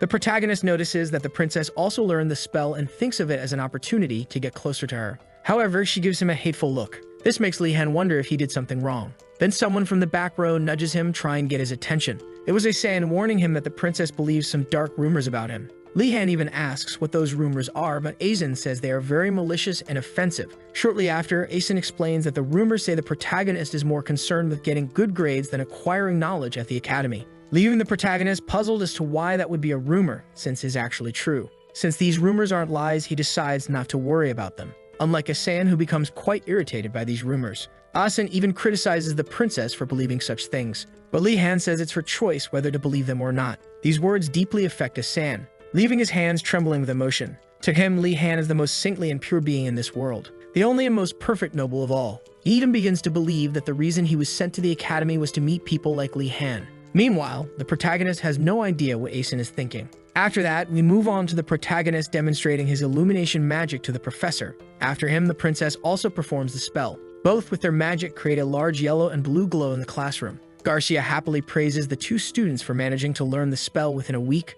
She also says she's happy to have such incredible students like the two of them. But the other students feel down, so she has to console them. She says that illumination magic is a beginner's spell meant to help everyone feel a mana, and that they shouldn't be discouraged because everyone will learn it soon. But she notices that no one is paying attention to her, as they are all arguing among themselves. Garcia sees this and asks them to stop fighting. However, they continue to insult each other. Garcia looks at them like a mother looking at her mischievous children. To cheer them up, she says that they will still learn elemental magic that semester. This excites everyone eager to learn. She then explains that they must first learn illumination magic before progressing to other spells, because elemental magic is composed of the basic elements of nature. But there are also more complex attributes like dark and gravitational magic. However, elemental magic is the foundation for other forms of magic, such as spirit summoning and artifact enchantment. It's like in mathematics, where you use basic operations to perform much more complex ones. Because it is such an important type of magic, the whole world values those who learn it. This makes the protagonist eager to learn. Garcia then proposes that everyone go through an elemental affinity test. Meanwhile, the students discuss which elements they will learn. Garcia begins the test by striking her staff on the ground. A flame appears on the candle in front of Li Han. The same happens with the other students. Then Garcia tells everyone that what they learned before with illumination magic can also be applied to that fire. However, the danger is much greater because they are dealing with fire. Gain immediately worries about what will happen if he makes a mistake. The thought of being burned by a small error frightens him. Garcia asks everyone to repeat what she is about to say while thinking about the incantation. She then raises her staff and chants the incantation. A whirlwind of fire appears in the middle of the room. The students are enchanted like children seeing something new, while Li Han has a slightly different reaction. As someone unfamiliar with the things of this world, magic is something wonderful in his eyes. Now, Garcia asks everyone to do the same. Each tries in their own way, but with little success. Before casting the spell, the protagonist decides to think about how the incantation works. and why the professor gave them a candle. He deduces that the lit candle is there to create an image of fire, making it easier for the students to produce fire. When he is about to attempt the incantation, Professor Garcia looks in his direction and then stops him from casting the spell, saying that he will not be performing fire magic for now. Li-Han asks her why he can't. Garcia tells him that it is too dangerous for him to try fire magic. This makes him think about how he couldn't control the power of the illumination magic in his previous practices, and what would happen if he couldn't control fire magic. In his mind, he thinks he might blow up the school with a magic out of control. Garcia then suggests that he try water magic now and then leave fire magic for when he improves his mana control. After all, a small amount of water poses no harm. But for Li-Han, water magic isn't as cool as fire magic. But he then thinks about the basic principles of each element, with fire and lightning magic being the best for attack, earth and metal being the best for defense. The use of water magic is much more ambiguous. One advantage would be being able to create water whenever he wants to drink. He then agrees to take the test with water. Asan, who was next to him, says he's jealous that Li-Han is getting special attention from the professor. But his comment irritates the protagonist because he's talking without even knowing what's really happening. However, the protagonist brushes it off and goes for his water test. His first attempt is to make the water move. He repeats the incantation several times until the water starts moving. It is when he puts his strong desires into the incantation, repeating once more for the water to move, that finally the water begins to move. Asen is impressed when he sees the water that the protagonist managed to control. The water starts moving in the air, forming a water bubble, leaving both Li-Han and Asan impressed by what happened. In just 3 attempts, the protagonist successfully managed to use water magic. Even Garcia is impressed to see that he has an affinity for water magic. It was so impressive for Garcia that she tells everyone in the room about the protagonist's achievement. However, some students are not pleased with his success. This prompts Garcia to try to encourage them, saying that each person has their own elemental affinity and that they might have affinities with other elements. She explains that each person has an affinity based on the environment where they lived or were born. For example, people who grew up near the coast have more affinity with water, or people who come from places with strong winds have more affinity with wind. It's very important to be familiar with the element to create it more easily through visualization. However, Li-Han doesn't believe he has any familiarity with water. He only has a few experiences of almost drowning with his former teacher. Meanwhile, the princess watches him with dissatisfaction. Li-Han even notices but cannot understand her actions. She then turns away when she sees that the protagonist looked back at her. The princess's actions distract Li-Han, causing him to lose control of the water, and thus the water falls on his head. Garcia laughs while warning him, saying that he cannot lose concentration while performing magic. Shortly after, she takes out her wand to use magic, a spell that removes all the water that had fallen on him. This makes Li-Han realize that his teacher is a very kind person. The protagonist then asks how long he should practice controlling the water. Garcia says that normally it would be until he exhausts his mana, but since he has infinite mana, she has to think of another approach. She then decides to ask him to practice until the end of the class. However, this decision doesn't please Li-Han at all. He even tries to speak with the teacher, but she ignores him. This causes him great frustration, and it reminds him of what kind of place he is in. Like all the others, she is also one of the crazy teachers of that academy. With few options left, he returns to his desk to do the task his teacher asked. Meanwhile, the teacher observes him from the other side. She thinks about the great difficulty of maintaining a spell for a long period. Still, it is the best option for Li-Han, because he has much more talent than any other student, and he also has the highest mana capacity in history, which makes him an incredible diamond that needs to be refined. However, while Garcia thinks of what's best for him, the protagonist can only think about how terrible his teachers are. Time passes, and now we are in the academy's forest. Li-Han is asking if anyone can listen to his complaints. He then complains about how much he suffered in the basic magic classes. But Uragulm, who was the one he was talking to, doesn't even listen to him. Even so, he complains about how the other students did different tests with different elements, while he just kept doing the water test the entire class. Uragulm suggests that maybe Garcia did this because she likes him. Laughter escapes his mouth upon hearing Uragulm's words. After that, Li-Han asks if that is also the reason why he is there working in the garden on a Friday. Uragulm notices how dissatisfied the protagonist is, but he replies that it was the protagonist himself who volunteered. We go back in time to when Li-Han offered to help Uragulm. His intention was to help and be able to eat in return, but the protagonist shows that besides eating, he wants to take some food with him as well. Uragulm refuses and realizes that if he lets his guard down, he will be robbed right under his nose. After that, he prepares his tea, putting some herbs into his cup, while thinking about how the protagonist is different from the others. He doesn't even seem like a member of the Wardeness family. He then asks if something happened and if there was any conflict with the White Tiger Tower. Li-Han responds that things are not going well between the Noble and Knight Towers, but Uragulm says it's always like this every year, which makes the protagonist relieved that he wasn't the one to cause the conflict between the two towers. Afterward, Li-Han asks if fighting at school shouldn't be prohibited.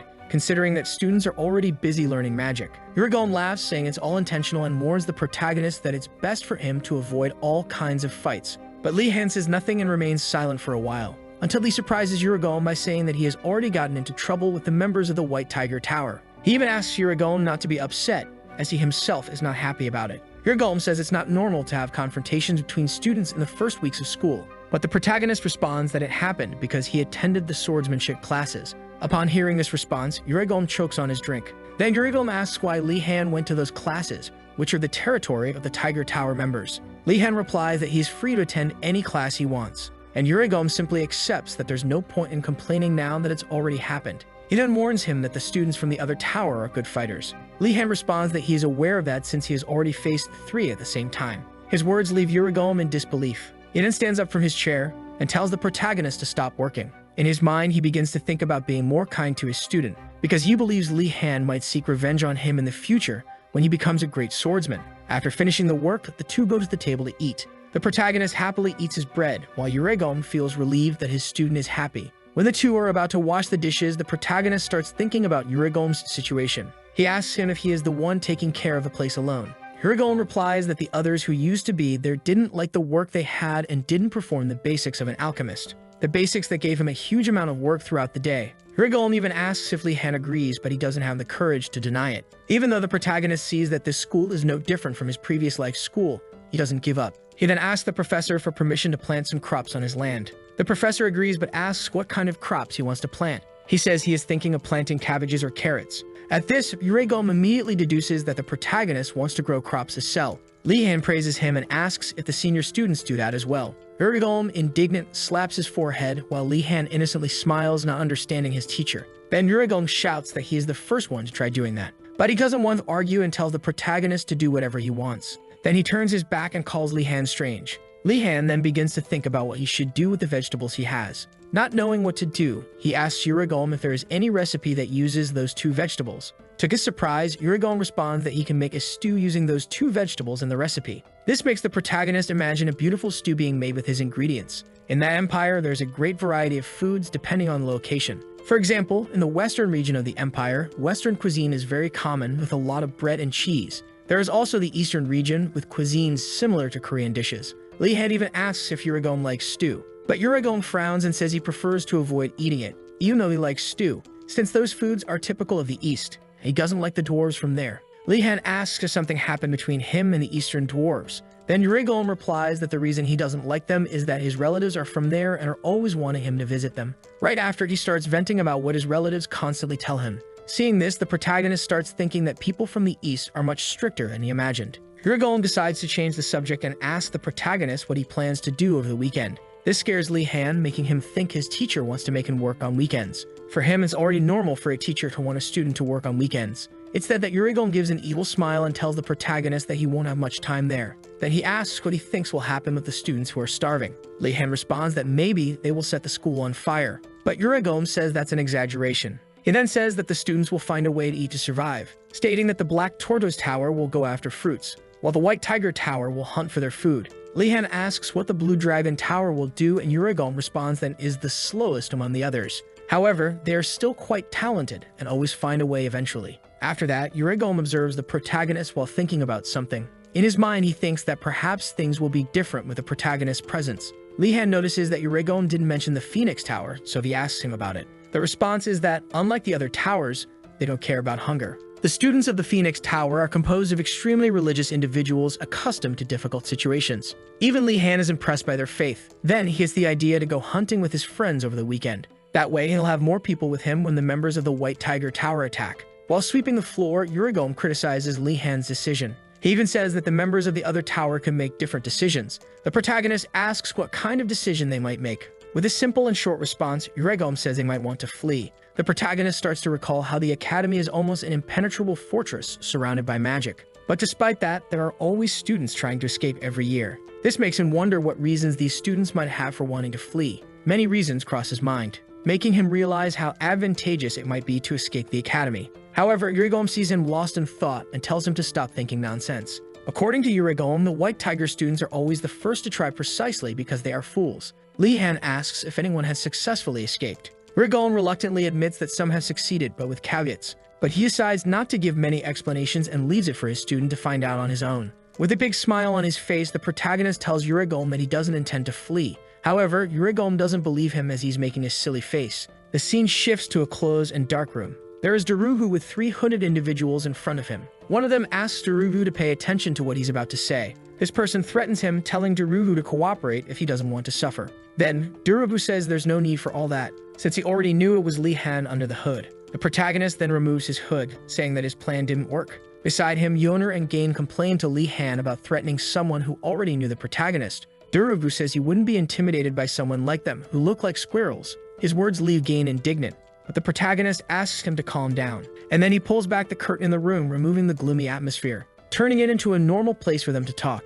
Yoner asks why Li-Han is doing all this. He then replies that he feared the other students from the Tiger Tower might see them talking and create more trouble for Darugu. Darugu feels happy about Li-Han's concern and admits that he would indeed have problems if he were seen. He then thanks him. The protagonist walks up to him, telling him not to worry. Then Li-Han touches his shoulders and says that it's the least he can do since Darugu will be his new spy. However, Darugu doesn't like being called a spy. To him, the title of spy is not fitting for a knight. Gain even says that the title suits him perfectly. But Darugu glares at him angrily, making Gain retract his words. Then Li-Han decides to give him another title, giving him the title of informant so he can be someone who fights for justice from behind the scenes. This new title positively charms Darugu, causing him to accept the protagonist's proposal to be his informant. Yoner wonders if all this manipulation from Li-Han was taught by his family. Then Li-Han changes the subject to explain why he called everyone so early on a weekend, revealing that he wants to come up with a plan to escape the academy. Yoner and Gain celebrate, while Darugu is the only one shocked by the idea.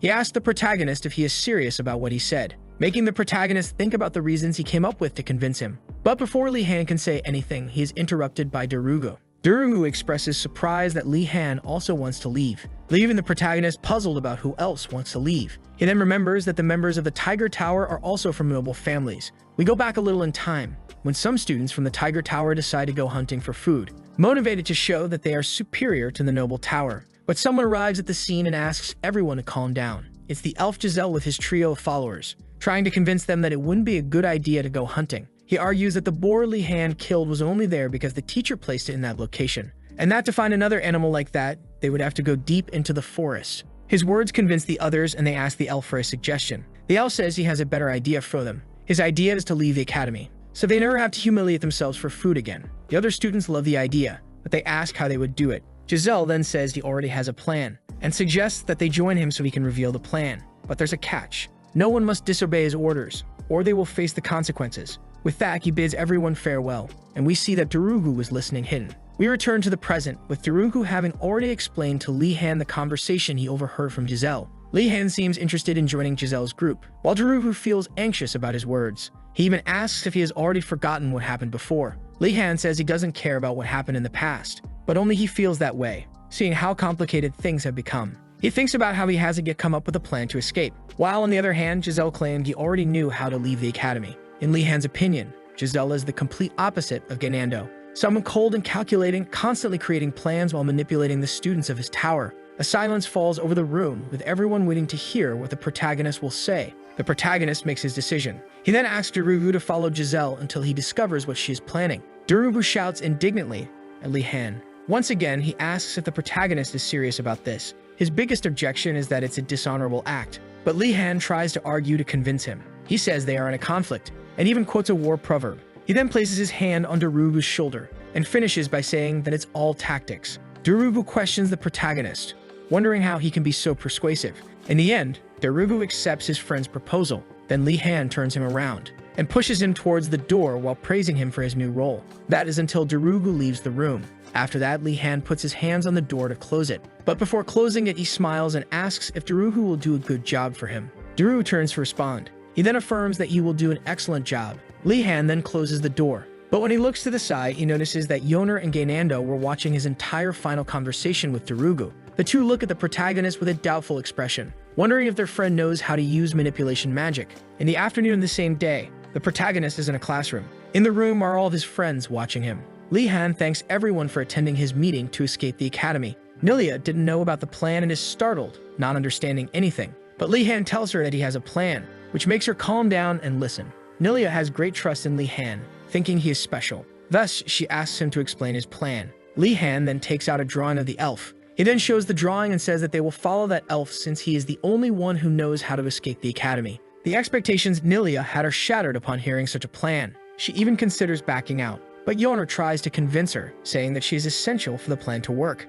Noticing Yeoner's strategy, Li Han dramatically begins to try to persuade Nilia to join. He tells her that her hunting skills will be crucial for the plan's success, which makes her embarrassed by the compliment. But the two continue to exaggerate to try to convince her, until she finally decides to accept. Now convinced that without her, they would be lost. It is the night of the same day, and we see Giselle ready to execute his plan. With her are other members of the Tiger Tower. They are all the ones who decided to follow her orders. She then announces that tonight they will escape the school. All the students cheer with her, and thus Giselle initiates her plan. She believes that with a map in her hand, she will be able to leave the academy. The scene changes to a place full of books about Einrogard Academy. In that place, there are two servants speaking with their master. The two servants are apologizing to someone for some reason. The person they are apologizing to is Giselle Murati from the past before entering the academy. There she is, complaining to her servants for not bringing any useful information about the academy. The servants apologize and leave with some books.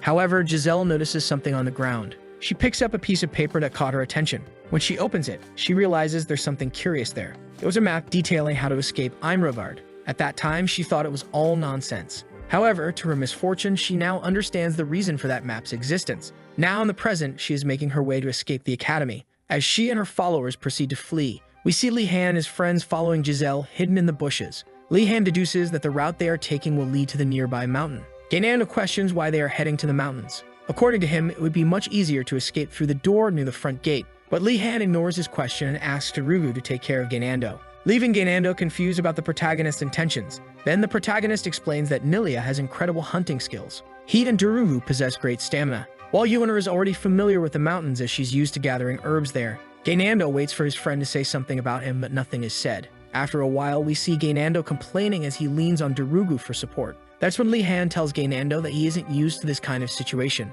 Even the protagonist is struggling with the walk. According to him, if it weren't for Nilia, they wouldn't have gotten this far. He then takes a piece of paper from his coat and starts noting everything that happened, just like he did back in his college days. Suddenly, Nilia spots something ahead. She then asks everyone to stop walking. She tells them that the students from the Tiger Tower have suddenly stopped. Gainando says they probably reached their planned location, but Li Han doubts that the place is the correct one. Suddenly, a strong wind blows, shaking all the trees in the forest, making the protagonist feel a chill run down his spine. He looks up at the sky to see what's happening. A strange sensation takes over his body. He asks if it's a monster, but Nilia insists she hasn't seen any nearby. Another possibility comes to his mind, something much scarier than a monster for him. A green mist begins to appear in the area, laughing louder and louder as it materializes. All the students start to fear what's happening. They are all surrounded by the green mist. Then suddenly, the mist starts transforming into someone. The person who appears is the headmaster, laughing at the students for being tricked once again. His presence terrifies the students. He then mocks Giselle for believing in the fake map he had spread. But Giselle doesn't believe it and says she had the map before entering the academy. Then her map starts to fade away in her hand. The headmaster tells them that this should serve as a lesson. Never trust unknown maps without knowing their origin. Giselle is left in shock, speechless, while the headmaster laughs uncontrollably. Even Li Han and his friends can't believe what they're seeing. To him, all of this is just a game for that sadistic headmaster. The headmaster asks everyone to listen. He says they all have a mission to return. However, they must make their way back while avoiding the punishment he has prepared for them. But they are free to use any method they wish. He warns that they will be judged as guilty if they are caught. But before finishing, he sighs, preparing to speak. Then he concludes by saying they just need to not get caught. The students start running frantically, while the skeletons summoned by the headmaster watch them. Nilia, who was observing everything from afar, decides to run and tells the protagonist to run as well. But Li Han grabs her hand to make her stop. He then asks her to calm down. Nilia responds that it's impossible to stay calm knowing that those skeletons could kill them. Li Han tries to reassure her, saying that the skeletons haven't even noticed them and will most likely send them to a punishment room rather than kill them. However, even being sent to a punishment room scares her. In her imagination, the punishment room is some sort of torture chamber. Yeoner tries to calm her down while the protagonist observes the situation with the skeletons, not knowing how they will get out of there. Li Han hears voices of students wanting to fight while he's watching the skeletons. When he looks toward the sound, he sees some students preparing to face the skeletons. With a strong determination to honor the Code of Knights, Upon hearing them, the protagonist wonders how they still have such motivation in a situation like this. Suddenly, Darugu approaches from behind and tells him they only have one choice in this situation. The two groups' only option is to join forces to escape. It seems the protagonist agrees with Darugu, but in reality he plans to use the White Tiger members as bait. Except for Darugu, everyone agrees. They begin observing the situation of the other students while looking for an opening to escape unnoticed. However, for some reason, there is no opening or opportunity to pass unnoticed. It is when he looks up that he sees the headmaster is still there. The headmaster is continuously summoning skeletons in the area. This makes the protagonist lose hope that the headmaster just wanted to teach them a lesson. Realizing that the headmaster actually wants everyone to suffer and be punished, Lee Han even considers giving up as some students have already been captured. But then he notices something strange. The skeletons don't seem aware of his and his friend's presence. With this, he considers the possibility that the headmaster might not know they are there either. But he comes to a different conclusion. Perhaps that isn't even the real headmaster. After all, he's seen something like this in the past. He then concludes that it's just a clone of the headmaster and decides to run in the opposite direction of the White Tigers. He informs his group of his plan to find a way to escape. Everyone gets excited about the news. Lee Han then says the solution is for them to keep climbing the mountains. So they all follow the protagonist up the mountain. Half an hour passes and they reach some sort of cave at the top of the mountain. Nilia tells everyone to stay calm as she has already checked the area for monsters. Meanwhile, the protagonist uses illumination magic to light up the cave. Everyone decides to sit down to rest until the situation improves. Yona remains worried about the skeletons, but Nilia assures her that they were only interested in the White Tigers. Darugu, on the other hand, expresses concern about how long the skeletons will keep wandering around the area.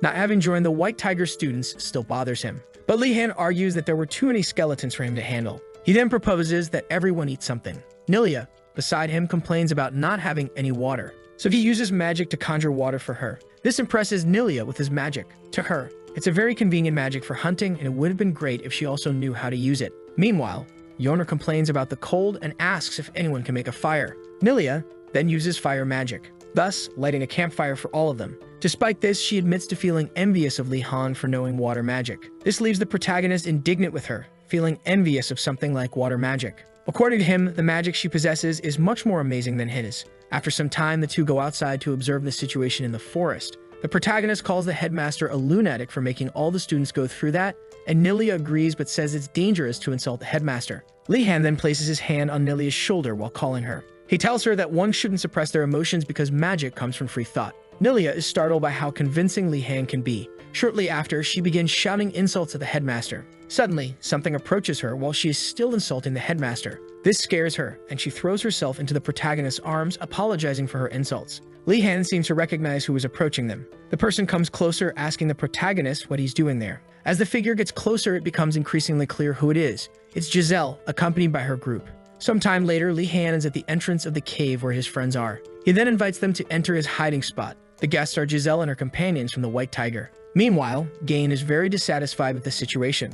Unlike Darugu, who is reflecting on Lee Han's noble behavior, he sees that Lee Han is treating everyone well regardless of their differences. Darugu's respect for the protagonist grows even more. He even feels emotional about the protagonist's honor. Meanwhile, Giselle wonders how they reached that location. Without even considering that she was followed, she thinks that he might also have a map to escape. She then contemplates what she should do after receiving so much help. But a memory surfaces in her mind, making her think about who she should be. They are memories of when she was being taught by her father about her family's motto when she was still a child. Her father mentions a secret family motto. The motto states that debts should only be paid if you remember them. A malicious smile appears on Giselle's face after recalling this memory. She decides to accept the protagonist's favors for now and tries to talk with him. However, suddenly, one of her companions collapses right next to her. Gainando and Darugu are startled and ask what happened. Another companion beside them responds that he wasn't tired enough to collapse like that. But shortly after, he also collapses, along with the other companion accompanying Giselle. Giselle is shocked, watching her companions fall one by one.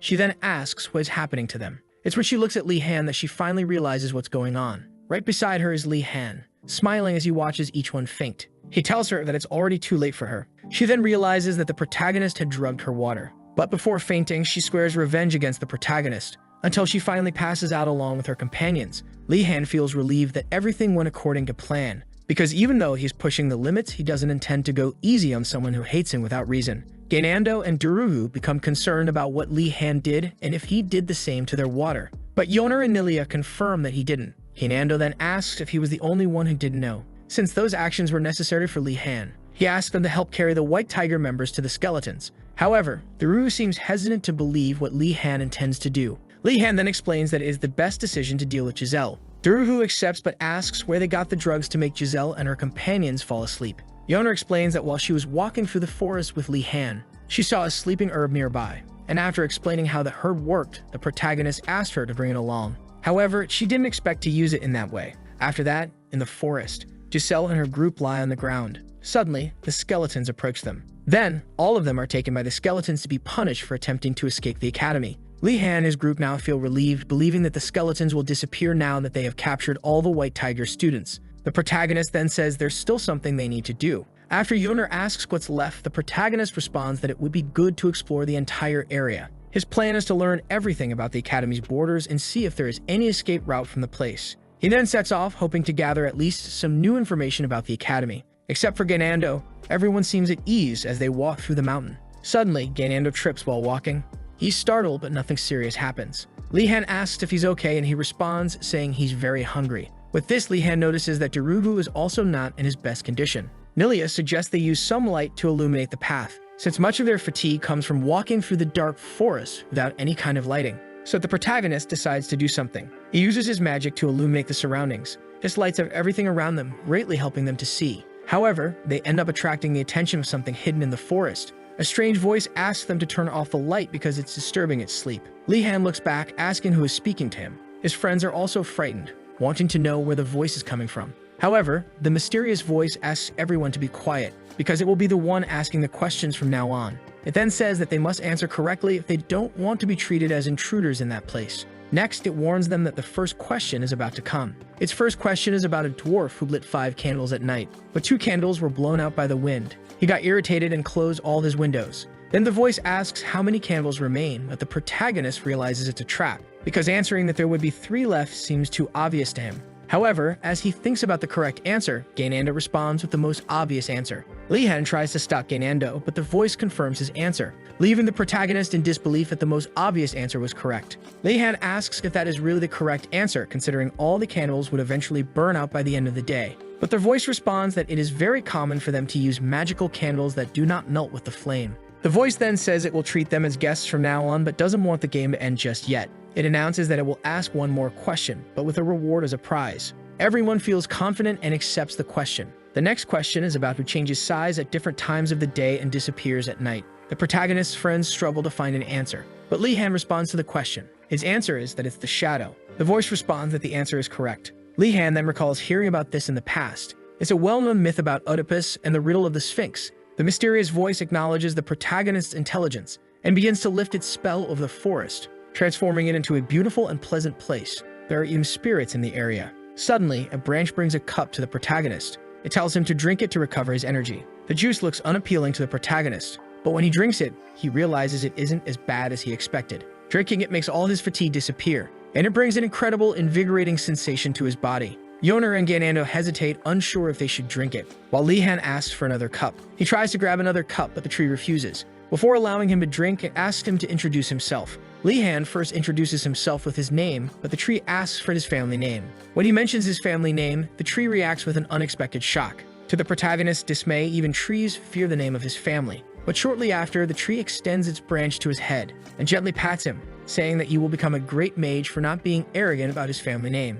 It then asks why they are in that place so late at night. We return to the protagonist being questioned by the spirit about why he and his friends are in the forest so late. Seeing no other options, he decides to respond to the mysterious tree's question. With a bold face, he claims they are just out for a stroll. But the spirit is sharp and realizes they are trying to escape the academy. The protagonist explains that he has reasons for wanting to escape the school. He then asks the spirit for some help in getting out. The spirit admits that there is a way to escape the academy, but it's impossible for beginners to achieve. Li Han then asks about the extent of the academy's walls, but the spirit refuses to disclose this information. However, it warns them that the walls are enchanted with magic that will hurt anyone who touches them. At this moment, Li Han realizes there's no way for him to escape the place. Seeing this, the spirit advises the protagonist not to be reckless in trying to leave the academy. It explains that the forest is only calm because the monsters remain dormant, and in a few weeks, they will awaken. Having no other choice, the protagonist accepts this and thanks the spirit for the information. His attitude surprises the spirit observing him. By watching his expressions, it senses that this boy is far from giving up on achieving what he wants. It then decides to give him the promised gift. Near the protagonist, the ground begins to tremble. Suddenly, tree branches emerge right in front of him. Li Han, confused, just watches the scene. Then from those branches, an incredible mage's staff appears. Artifacts in this world are practically the hands and feet for mages, and among all artifacts, the staff is the most important. Despite this, no student has received a satisfactory staff from the academy. But now the protagonist has received a new incredible staff. Li Han and his friends marvel at the new staff as the spirit asks what he thinks of it. The protagonist's response is that the staff feels warm and full of life. His answer surprises the spirit once again. It realizes that the boy in front of it is much more special than he seems. After all, it shouldn't be possible to easily detect the mana in that staff possessed by a spirit. The spirit then tells the protagonist that he will discover the staff's true potential once he starts using it. But its demeanor reminds the spirit of someone from its past, a crazy boy from 100 years ago from the ward and his family. Without them even noticing, time passes and it is already morning. With this, the spirit tells them it is time to return.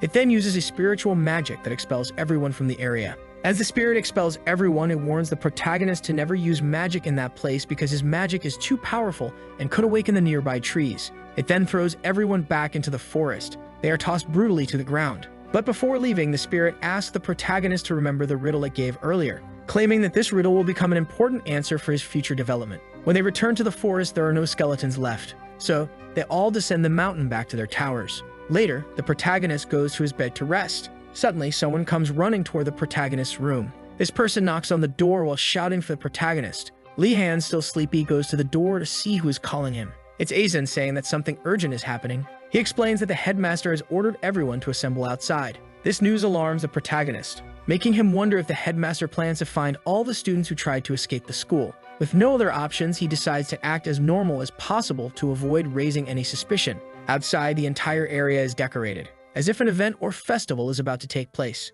Li Han and his friends are confused, not understanding what is happening, until the protagonist notices that the place looks more like a festival than anything else. He thinks that maybe the headmaster isn't planning to find the students who tried to escape. Then the headmaster arrives with a smile. He asks everyone to pay attention to him, and he announces that the Empire's priests are visiting them for the weekend, asking everyone to welcome them with applause. Li Han, for his part, wonders if all this is just to welcome the priests. Meanwhile, one of the priestesses thanks the headmaster for taking some time to receive them at the academy. The headmaster responds, saying he is happy that the priestess acknowledges his efforts. Immediately after, the headmaster asks the priestess to inform the emperor that the academy needs new funds to decipher ancient magics. But the priestess replies that such matters are beyond her authority. Seeing this conversation unfold, the protagonist finally understands the headmaster's true intentions and thinks about how it's exactly like what happened in his past life. The priestess then changes the subject and returns to thanking the students for welcoming them. She mentions that they are merely servants who respond to various requests across the empire.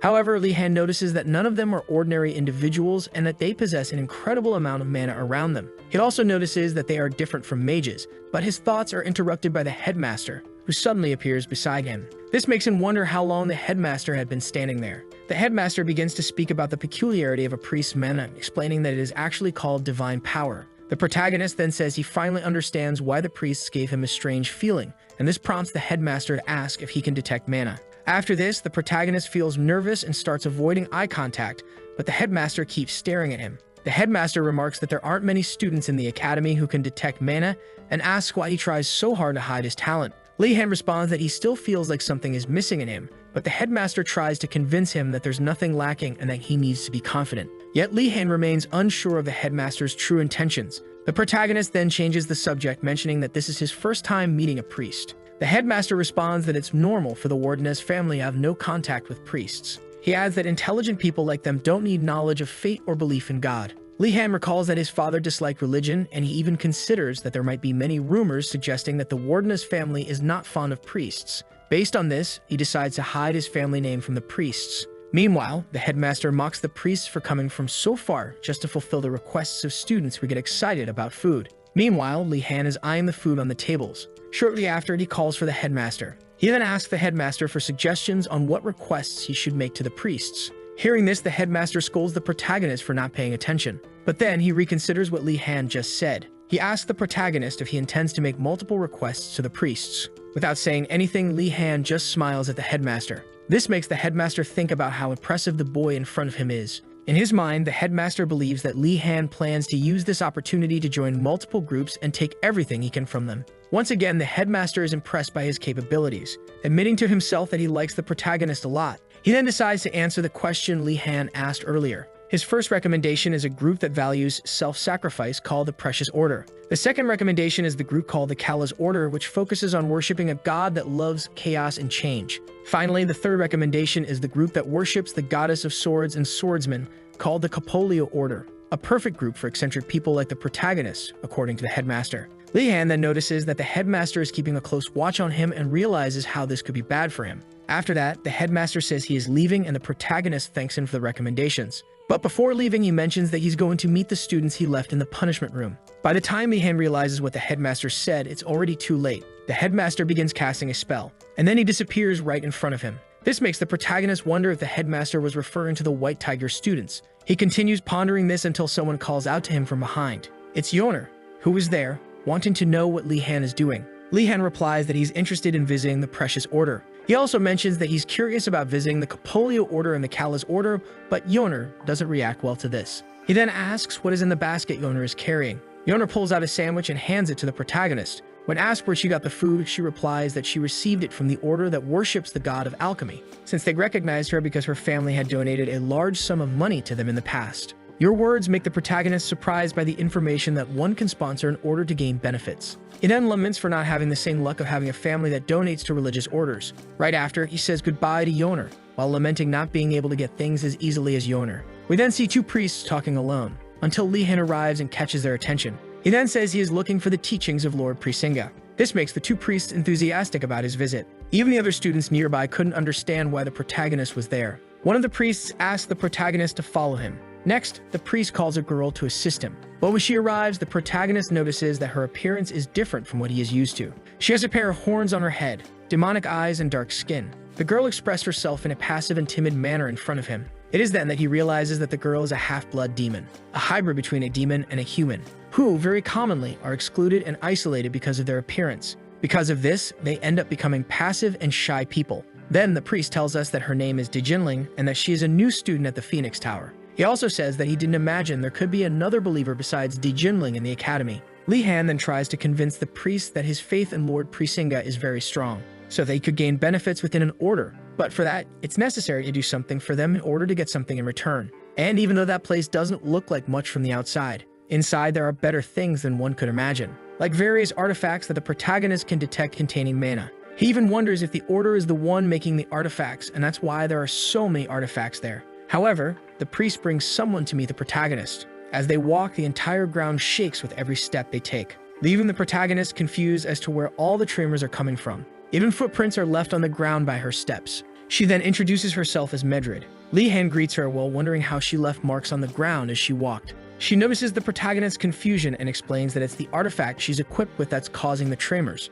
She adds that the artifact is cursed, and because of that, the user's weight is increased several times. This makes Li Han even more confused, and he asks why she uses something like that. Medrid's response is that everything she does is out of love for her Lord Prisinga, leaving the protagonist even more confused by her actions. However, she explains that since her lord is someone who takes on all the pains of the world, his followers must share that pain too. After that, the protagonist begins to regret the choice he made, but Medrid says she will understand if he doesn't want to follow the same path. Li Han then thinks about leaving, but it's then that Medrid tells him she planned to give him an artifact if he accepted joining the order, and she even says that it would be a special artifact that serves to absorb the user's mana. Hearing this, the protagonist begins to show interest. After all, his biggest problem at the moment is his infinite amount of mana. He then goes back to the priest and starts asking what the other effects of the artifact would be, because for him, there must be some benefit in an artifact besides its curse. Medrid is surprised by Li Han's willingness and decides to tell him the artifact's effect. In an artifact, the level of its effect is equivalent to its level of curse. An example is the priestess's artifact, which increases her weight and, as a benefit, increases her divine power. She then tells him that the artifact's effect is to have an invisibility spell on it, but she emphasizes that it's not worth the effect for such a problematic curse. She even says she understands if he doesn't want it, but the protagonist interrupts her. He then says he is willing to make the sacrifice. Medrid is delighted by the young student's willingness in front of her. She even says she feels embarrassed for not realizing how powerful Li Han's faith and sincerity are. However, for the protagonist, it's different, because for him, the invisibility spell will be of great use. Therefore, the priestess happily agrees to give the artifact to him. The artifact is a belt that once belonged to Lord Prisinga. Two priests approach the protagonist when he takes the artifact. The reason for the two approaching is because they are worried about what might happen to Li Han when uses the artifact. However, Li Han doesn't care about them. He equips the artifact on his body. After equipping it, he asks how to activate the invisibility. But the priests beside him are surprised that nothing happened to the protagonist. This even makes the protagonist ask if something was supposed to happen. However, the priestess says there's nothing wrong and then explains to him where the invisibility spell is located. In her mind, the priestess believes it was her god who sent someone as incredible as Li Han to them. Meanwhile, the protagonist takes the spell that was written in an envelope inside the box. Then he begins to recite the spell to activate the artifact's invisibility magic. He then disappears right in front of everyone. Even he was surprised that the spell worked. The spell not only made him invisible, but also made him completely disappear. Next, the protagonist uses the spell to return to normal, but he notices that he isn't feeling the curse affecting him. As a solution, he asks the priestess for more curse artifacts. And once again, she gets emotional with Li Han's actions. However, she asks the protagonist not to overexert himself. But Li Han doesn't accept her advice and insists on wanting more. With that, the two engage in a discussion that lasts much longer than it should have. Time passes, and now the protagonist is sitting while thinking about his artifact. He laments not having obtained more cursed artifacts, but he is very happy for having found a great way to escape the academy. It is then shown that while the protagonist was daydreaming, the priestess was explaining about the beginning of the Prisinga order. She finishes the lesson and Li Han thanks her for the teachings. In summary, the lesson served to show that anything is possible as long as one is willing to use a cursed item in exchange. When the protagonist is about to leave, he is stopped by the priestess. Before he goes, she asks him to take a basket of food with him, saying it is a gift for him. This makes him even happier for having joined that group. At the same time, someone pokes the protagonist in the back. It was the half-demon girl also offering him a basket of food. But Li Han asks why she is giving him her basket. She then says she doesn't need it, as she is a great devotee of Lord Prisinga. After that, she walks away without saying another word, leaving the protagonist thoughtful about the members of the Phoenix Tower and how they are entirely different from the other three towers. Suddenly, the priestess asks the protagonist for a favor. Her request is for Li Han to take care of Dejiling and help her be less harsh on herself. But Li Han responds that he doesn't know how he could do that while being in another dormitory. So the priestess hands him another basket, finally convincing him to help the girl. The two then say their goodbyes. And now the protagonist walks alongside Dejiling, asking her how she would like to be called. Right after, he asks what things are like inside the Phoenix Tower. Dejiling responds that everyone just prays all day, but that many choose to pray in different places in the academy until dawn. Upon hearing this, Li Han also asks if it's okay for them to stay outside the dormitories until dawn. Dejiling responds that the members of the Phoenix Tower have permission to do these things. Li Han then realizes that the students of the Phoenix Tower don't have to follow some rules, and with that, he sees an opportunity to do more things in the academy without getting caught. With this, the protagonist asks Dejiling for a priest robe for himself. A look of disdain is directed at the protagonist by Dejiling. Soon after, she says that the robes won't help him overcome the artifact's curse, but Li Han states that he only wants the robes to get even closer to Lord Prisinga, and so he convinces the girl to bring the robes for him. After that, he thanks her, while celebrating for having more means to escape the academy. Right after, he asks if she's been eating well. She responds that she is satisfied with the amount of food she has. But Li Han says that the priestess was worried about her behavior, eventually asking for his help to take care of her. Li Han then suggests that she should eat with him from time to time, thus avoiding causing concerns to the priestess. Dejiling accepts the proposal, but with a bit of hesitation. The protagonist, however, is satisfied with her response, even more so because she gave him some gifts. However, the protagonist shows a reaction of someone who is planning something more with this. Later that same night, the teachers are gathered in the staff room. We then see the alchemy professor drinking his tea. He thinks about how the tea has improved since the protagonist joined the academy, but shortly after, he asks why they are gathered there. Garcia says he believes it's because of the basic writing training. He then asks the headmaster if he has already chosen the teacher for those classes, but Urigom says he already has a teacher for that class. Garcia then responds that the teacher disappeared after going to search for a unicorn. However, the headmaster tells them not to worry, because he had already arranged a replacement. This news even surprises some of the teachers, and they are also impressed by how quickly the headmaster found a replacement. Thus, they praise the headmaster for his work. Immediately, Gregom asks who the teacher is and if he is skilled enough to teach such an important subject. The headmaster then tells him not to worry, because the teacher will be someone called Zdider. Garcia celebrates and states that she will be a good teacher. Engeldel agrees and talks about her being a famous adventurer known for her explorations in the Empire. However, Gregom slams the table. He then shouts, wanting to know why she is the teacher. He is not at all pleased that she was chosen to be the teacher, because in fact she is his aunt, in addition to being the person who constantly bothers him about family matters. But the headmaster responds that he only wants the best at his academy and doesn't care who they are outside of the academy. He then concludes the teachers' meeting. Later, the next morning, a mysterious person is speaking with a little bird. This is the new teacher, who has just arrived. Shortly after, the students gather near the academy's forest, excited about the basic writing training classes. Even the protagonist notices that the nobles are excited, and so he builds up the expectation that the classes will be peaceful. But suddenly, something huge flies above the clouds. Then a massive bird appears, screeching in the sky. The students, confused, search for the source of the sound. When they look up, they see a giant bird coming in their direction, getting closer and closer. Gainando begins to panic at the sight of the creature, until suddenly it starts chasing him as if he were its prey. It then captures him in its claws, and flies away with Gainando in its grasp. Extremely frightened, Gainando pleads for help from his friends, but his friends can only stand paralyzed, not knowing what to do. It is then that the protagonist instructs everyone to stay still and not draw the bird's attention. Thus, they immediately crouch down. For Li Han, it's just another normal day in Imravard. The bird flies over the students, searching for more prey, while the protagonist wonders where this creature came from. One of the students suddenly starts shouting, complaining about the lack of safety at the so-called best magic academy in the Empire, while his friend beside him begs him to stay quiet and not attract the bird's attention. However, it was already too late and the bird appears in front of them. Thus, the two panic, and the bird captures another student. But this time, the one who was caught was the boy who had remained silent and did nothing. The bird then flies away with two students captured, but the protagonist wonders why the bird targeted the other boy instead of the one making noise. It is then that he notices something, and he discovers what was happening. There was a similarity between the two captured students. They both had shiny hair. Noticing this, the protagonist instructs everyone to cover their hair. After that, someone comes up behind him, praising him for his actions. Li Han looks at the person but doesn't recognize who it is. He even asks who this person might be. But before she could say anything, she's interrupted. Two students from the Blue Dragon Tower shout in her direction, insulting her for being from the Tiger Tower and claiming that she's only there to bother the protagonist. They then shout for everyone around to attack her. But she says she is now on Giselle's side, and at that very moment, someone steps in front of her. It is the princess, telling everyone not to attack her, leaving the students unsure of what to do. Li Han asks if the two know each other. The person then introduces herself as the princess's knight, named Rowena. Li Han remembers that there shouldn't be servants in the academy and realizes that there are loopholes in the academy's rules. If a servant entered as a student, the academy couldn't do anything to stop it. He then thinks about how pathetic Gainando is for not even being able to use the same method his sister did. Rowena then asks the protagonist for help. Right after, she points out that the bird slows down after capturing two students. With that, he gets an idea. The plan consists of Li Han leaving all the students to stop the bird. However, the protagonist is confused by this suggestion. He doesn't see any reason to do something like that. But then the other students start saying they support the idea of the Great Warden as leading them. Meanwhile, the protagonist can only think negatively about it. But, unfortunately for Li Han, everyone is already shouting, asking for his orders. Seeing that there isn't much choice, and even feeling uncomfortable with all of this, Li Han finally decides to lead the group.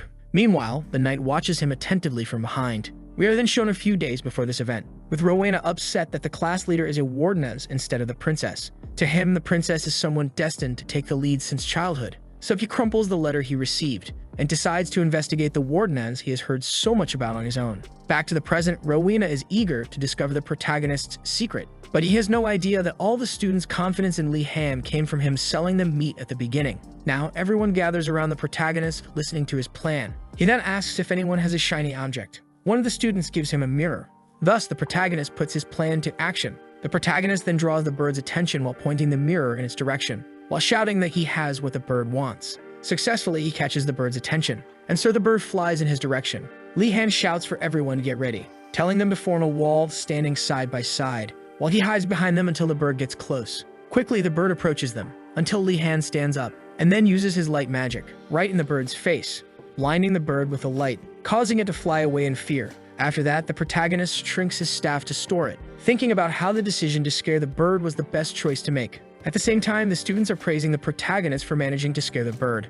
Everyone recognizes the protagonist as someone incredible and capable. Li Han even feels embarrassed and tries to change the subject by asking about the two students who were captured. Immediately, screams are heard coming from the sky. It was Gainando falling from the sky along with the other captured student. After falling from the sky, the two faint. Meanwhile, the bird is perched on a tree with a strange figure beside it. The person comforts the creature, which was terrified after the protagonist scared it. She then jumps down from the tree she was on, and lands on the ground calmly. Then she greets all the students. At first, the students are confused by the unfamiliar person, but Li Han realizes that the whole situation was planned by this person. He even notices similarities between her and his teacher Urigon. However, he quickly dismisses it, thinking it would be too much of a coincidence. Meanwhile, the person approaches the protagonist until she gets very close. She then puts her hand on his shoulder and says she sees great potential in him. Memories of his first encounter with Yurigom come to his mind, creating an uncomfortable and unpleasant feeling of deja vu. Simultaneously, the students gather around, wondering if she might be their new teacher. Lee-han then asks her if there is any relation between her and Professor Yurigom. Immediately, the woman says she is Yurigom's aunt, but the protagonist decides not to present himself as being close to Yurigom to avoid drawing the attention of yet another teacher. However, the other students have no clue and begin to praise Lee-han, talking about how he is very close to Yurigom. Lee-han tries to deflect, but the students don't stop praising him. At that moment, the new teacher shows interest in the protagonist, making him realize there was no other choice. And now he has no option but to make a good impression. At the same time, the teacher starts clapping to catch the students' attention. She then introduces herself as Zeta of the Lightning Steps. She also mentions that she is replacing a teacher who disappeared after searching for unicorns. Immediately, the students recognize her as the famous adventurer with many titles and achievements throughout the empire. Meanwhile, the protagonist can only think about how the students aren't concerned about the disappearance of the other teacher.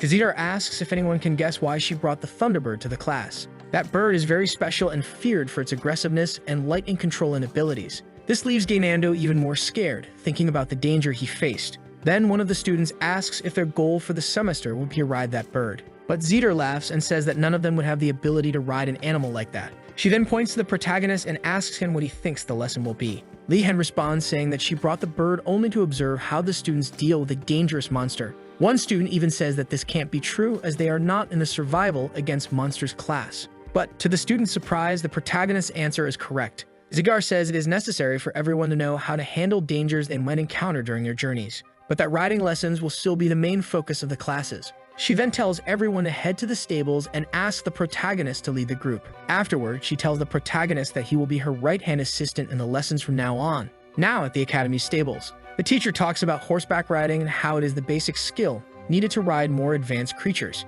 However, the students are quite bored listening to the basic explanations, since it is common for nobles to learn horseback riding. Suddenly, Lee-han notices that Zeta is watching him, while wearing an incredibly happy expression on her face. This ends up making the protagonist extremely frightened. He then warns Yoner to be careful about what's coming. That expression from the teacher made him think that something bad is about to happen. Perhaps this lesson won't be as simple as riding a horse. Then everyone enters the magnificent stable of the academy. The students are amazed by the horses inside. Zeta asks if everyone wants to ride the horses, and they immediately respond with excitement. She then pulls a jar of sticks from her bag and tells everyone to take one so that the order of choosing the horses can be decided. Thus, a draw is held to determine who will go first. Gainando is chosen to go first. Two students become envious while Gainando mocks them. Shortly after, Gainando goes to choose his horse, until he finally picks one. His choice is a strong and large horse, which looks more like a violent beast. Even his friends are puzzled as to why he chose the most intimidating horse in the stable. Gainando then explains that a mount must be big and strong for him, but the horse delivers a blow to Gainando.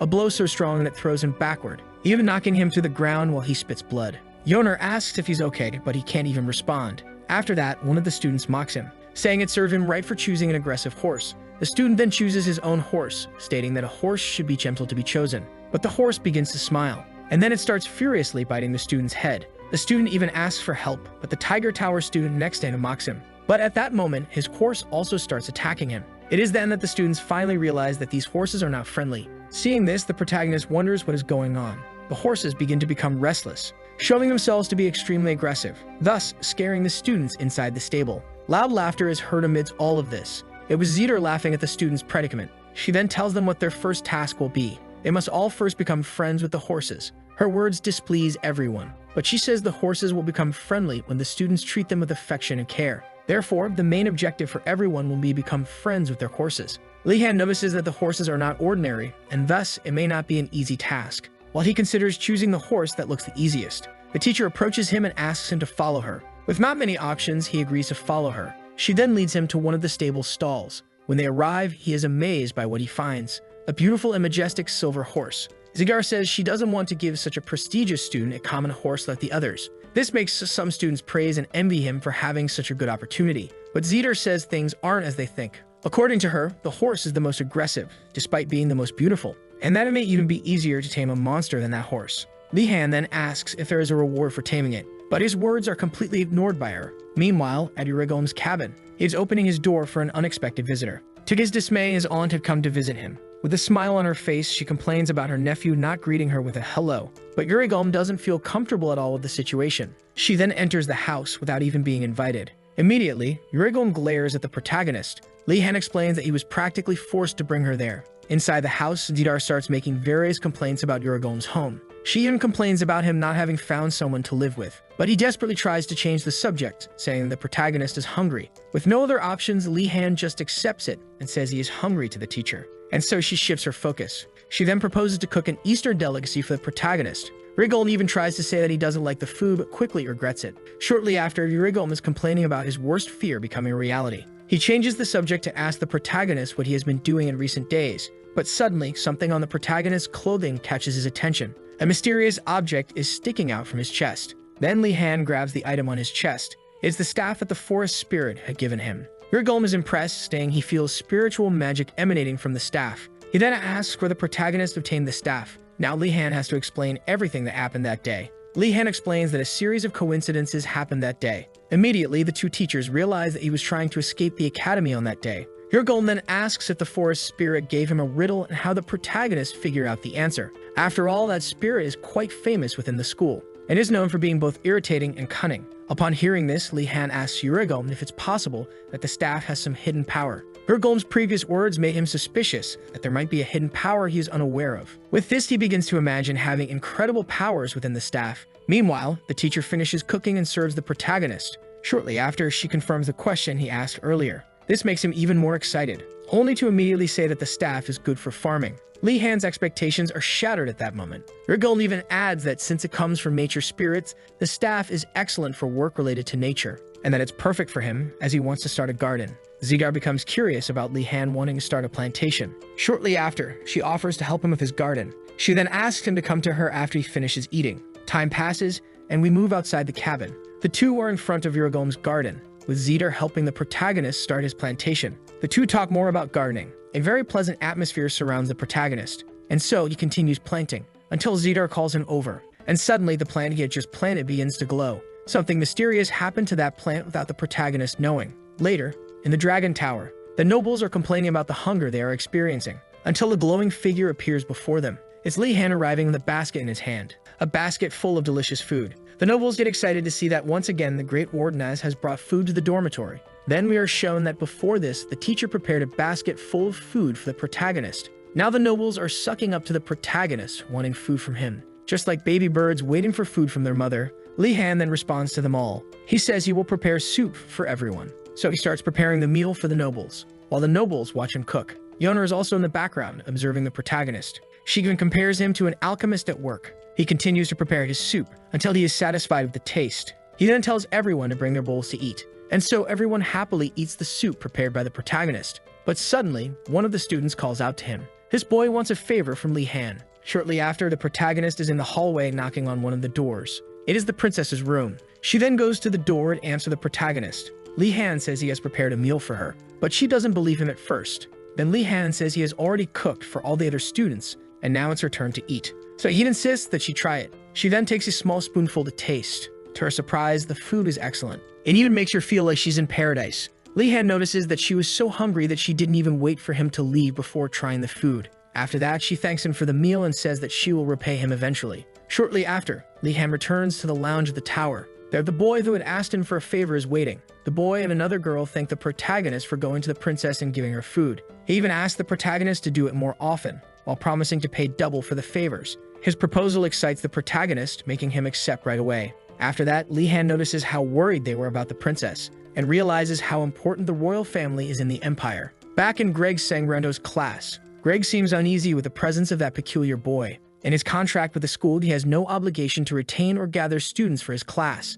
But Lee-Han is too special. With an infinite amount of mana, he cannot afford to miss the opportunity to keep such a great talent under his control. Greg then decides to break the silence between them, asking if Lee-Han has any questions for him. So Lee-Han asks what the purpose of the training he's doing is. Greg, in the most abrasive manner possible, responds to the protagonist by asking if he hadn't read the lesson's instructions. This ends up irritating Lee-Han because of his teacher's rudeness. He rephrases his question, asking how the training he's doing is related to battle training. Greg remains silent for a few seconds, unsettling the protagonist, until he decides to give an answer. However, he says he still needs time to explain a question with such an obvious answer. Then he decides to give an example so his soul student can understand. Greg starts to exude a sinister aura, saying he could kill the protagonist with just the pen in his hand. Simultaneously, the protagonist thinks about how that is a terrible and frightening example his teacher is giving. Right afterward, Greg says that all that is necessary is something that can be used to kill, and that all the training involving making the sphere spin is, in fact, training to amplify the power of projection magic, because even a basic spell can have its power vary depending on the user's level of magical control. Just like a mage who doesn't understand the fundamentals would struggle in battles, especially in high-pressure environments such as a battle for survival, something that wouldn't happen with a well-trained mage. Greg then demonstrates what a well-trained mage is capable of. He focuses to cast a spell. Next, a spell quickly passes by the protagonist. Then it ricochets throughout the classroom. Li Han is even startled by the aggressiveness of the spell, but when he looks around, he notices that there is no destruction where the spell hit. He wonders what the teacher could have done to prevent everything around from breaking. But before he reaches a conclusion, Greg appears beside him, saying that a well-trained mage is capable of doing things like what he just did. Li Han is astonished by how easily Greg did all that, while Greg expresses his annoyance at having to explain the obvious in his class. After that, Greg returns to his desk, while Li Han begins to pay closer attention to Greg and his teachings. From now on, these lessons seem to have much more meaning and importance. With this in mind, the protagonist decides to delve deeper into the lesson, so he asks Greg to answer another of his questions. Li Han then talks about his experience with basic control magic and how he managed to use it for a moment before losing control of the magic. Greg then says he thinks the cause is that the protagonist has more mana than usual. This leaves the protagonist surprised that Greg figured it out so quickly, and it also gives him some hope that perhaps Greg might be able to solve his problem. Greg then extends his hand toward the protagonist. He grabs his left arm. Then he uses mana drain magic. Suddenly, all the mana around begins to be sucked into Greg. Li Han doesn't understand what's happening. Mana drain is a powerful and evil spell used to absorb the mana of its target. Li Han panics upon seeing his teacher use such a terrifying spell on a simple student like him. But Greg simply tells the protagonist to stay quiet. Then something surprises Greg. He finds himself confronted with an infinite ocean of mana. Returning to reality, something seems to have happened to Greg. He suddenly collapses to the ground for no apparent reason. Li Han quickly asks if he's okay, but Greg gestures to the protagonist. He then says he's fine. He explains that he was trying to reduce the protagonist's mana to help him, which caused him to lose consciousness for a few seconds, something that happens when someone tries to measure an amount of mana greater than they can handle. But fortunately, he is a teacher and knows how to manage these situations. After what happened, the protagonist wonders how far the limit of his mana extends. Li Han comes to terms with the fact that he may never find a solution for his problem with his enormous amount of mana. However, to his delight, Greg says there is still a solution. Greg then asks if he has ever tried using basic control magic to make an object fly toward him. Li Han recalls what has happened before and responds that he hasn't, but Greg tells him that this would be instinct, because the object will be controlled by instinct if the user loses control. Upon hearing this, the protagonist begins to think that perhaps he subconsciously wanted to hit his targets in the head. Greg explains that instincts can be powerful and can be used to enhance the user's mana control skills. After all this explanation, the protagonist becomes even more excited about Greg's teachings.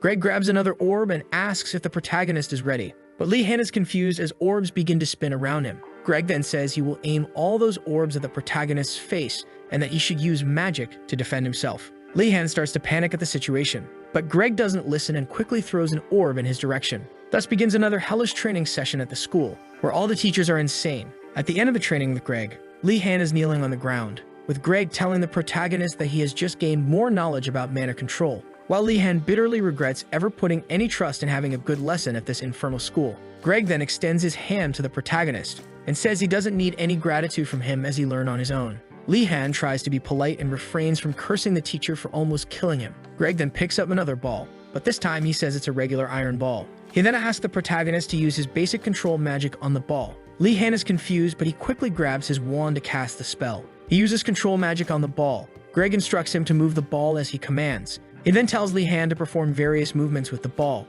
Shortly after, he tells him to stop. He then advises Li Han to use the iron ball for training instead of the spiritual stone from before. But before that, he asks the protagonist to try making a circle with the spiritual stone as he still doesn't feel confident. When Li Han begins using the magic, he notices that it is easier to control the orb than before. Greg explains that experiences like those Li Han had have helped him improve as a mage, and that the orb is merely a support tool for beginner mages without much skill. After the explanation, he asks Li Han to try the same with the iron ball. He then says he will provide more challenges as the protagonist progresses in his skills. However, this isn't encouraging news for his only student. Greg suddenly thinks about the types of people in the world, those who fall into despair in life or death situations. and those who know how to react and act in desperate situations. Li-Han belongs to the second category and has great potential to become a battle mage. With this, Greg decides that he will teach in the most effective way to ensure his only student becomes a great mage. Later that same day, Li-Han meets with Dijiling. The two greet each other, but Dijiling notices something about the protagonist. She sees that he is in terrible shape and asks if something happened to him. The conversation shifts and Dijiling gives the protagonist the priest's robe he had requested. As a gesture of thanks, he offers her a cheese bread, but she declines, saying it's not necessary, because her lord is suffering at this moment and she shouldn't eat while that happens. Seeing this, the protagonist realizes it won't be easy to help this girl. She even tells him to offer the bread to someone else while she pulls something out of her bag. She then takes out a cup and says she only needs tea to sustain herself. Immediately, the protagonist offers to make the tea for her. She asks if he really wants to make tea for her, and he instantly affirms that he does. Right after that, he starts thinking about which types of tea priests like to drink, and he wonders if perhaps Dijiling is already expecting one of them. However, she is completely mistaken. What Li-Han is about to make is entirely different from what she could expect. But Dijiling notices that the protagonist is adding more spice than usual. She then asks what he's doing. He acts innocent and says he's just making one of his secret recipes. This leaves her flustered without a response. She even tries to criticize, but the protagonist plays the victim pretending to be offended. This leaves her even more unsure of how to respond, making her finally realize she has no choice but to accept. Li-Han finishes preparing the tea and pours it into her cup. He then serves it to her, saying it's a special tea made with milk. Dijiling hesitates for a second, but soon decides to try the tea. To her surprise, the flavor is excellent. Different flavors fill her mouth as she savors each sip of the tea. But the happiest one is the protagonist, seeing that he managed to please the girl with his tea. He then decides to make another tea for her. However, it's a different tea with various different ingredients, something that doesn't seem to have pleased Dijiling. Dijiling asks if it isn't more of a soup rather than tea, but the protagonist plays the victim again. He then tastes the tea with a spoon. Meanwhile, the protagonist is confident that she's enjoying the taste. With this, a smile appears on his face as he observes the entire situation. His plan is to fatten up Dijiling with foods disguised as tea. Shortly after, Dijiling finishes her soup disguised as tea. She then thanks the protagonist. Right after, he places his hand on her shoulder. He then asks her to come every day at the same time, almost as if he's threatening her. Dijiling thanks him once again, and then the two say their goodbyes. Later, in the Dragon Tower, the students return to their dormitory to rest, while the protagonist watches them in hiding. He waits for everyone to return to their dorms so he can act, since at that time there wouldn't be anyone around the grounds, and dressed in the robes of the Phoenix Tower priests. He now has complete freedom to walk around the academy while conducting his investigations. He sets off on his investigations, carrying tools to protect himself against traps. Walking through the first floor where he had passed on his first day at the academy, he recalls the admission ceremony and realizes that it's the first time he's been there since that day. After that, he heads to places he hasn't seen before, until suddenly, he spots someone alone in one of the rooms. At first, he considers it might be a teacher, but upon looking closely, he recognizes who it is. It's one of the students from the Turtle Tower. Li-Han notices that the student emits no presence as he walks. Then he realizes that the student is someone trained and uses his feet to make no noise. Immediately, he remembers that beastmen of the rat type are commonly associated with thieves in the Empire. Li-Han hopes that he's just being prejudiced, but the boy's actions match those of a thief, so silently, the protagonist approaches the boy from behind. He then threatens him, saying not to scream if he doesn't want to die. Immediately, the boy is startled, while the protagonist keeps smiling beside him. Shortly after, the two begin talking. The rat boy says he was startled because he thought it was a teacher behind him. Li-Han suggests that they introduce themselves. The rat boy introduces himself first. His name is Rafford, and he is a professional thief from a group called White Crow. His classmates don't treat him badly directly, but there's a strange feeling that lingers between them. So in order to make more friends, he decided to observe the storage areas of the Academy's basic supplies. And that's how he ended up in that place, bringing with him a key he crafted using his skills. Even Li-Han recognizes his skill. Now Rafford asks the protagonist to introduce himself. Li-Han introduces himself with his full name, and once again his family name frightens a student. Li-Han notices he scared him and asks him to calm down. He then proposes that they work together. But Rafford can't believe that someone from high nobility would want to team up with him. To convince him, the protagonist asks him to think about what a student would be doing in such a place so late at night. After that, Rafford realizes that the protagonist is also up to something. Li-Han then asks if he managed to open the door, and Rafford quickly responds that he couldn't, and that he believes the door is protected by magic. This makes Li-Han realize that opening the door won't be easy for them. However, he notices something different about the door. He sees a strange symbol on it. He then asks Rafford to step aside. He takes out a key with the same symbol that was on the door. He inserts it into the lock. Surprisingly, the door opens with that key. Even Rafford can't believe it worked. He then asks where Li-Han got that key, and the protagonist replies that he stole it from the headmaster's desk. On the day, he and Asen had to complete the headmaster's task. Li-Han had found those keys along with the headmaster's message. Meanwhile, Radford is astonished at how bold the protagonist is. Li-Han, on the other hand, starts feeling apprehensive about the possible traps they might encounter inside the room. So the two open the door to enter. When they open it, they realize it leads to the academy's underground. Before they go in, Radford notices something. He then asks the protagonist to wait while he investigates what's happening. He says he's hearing voices from people right below them. The protagonist is only slightly surprised, because he discovers that the academy's supplies come through the underground. Because of this, no one knew where the academy's supplies and equipment came from.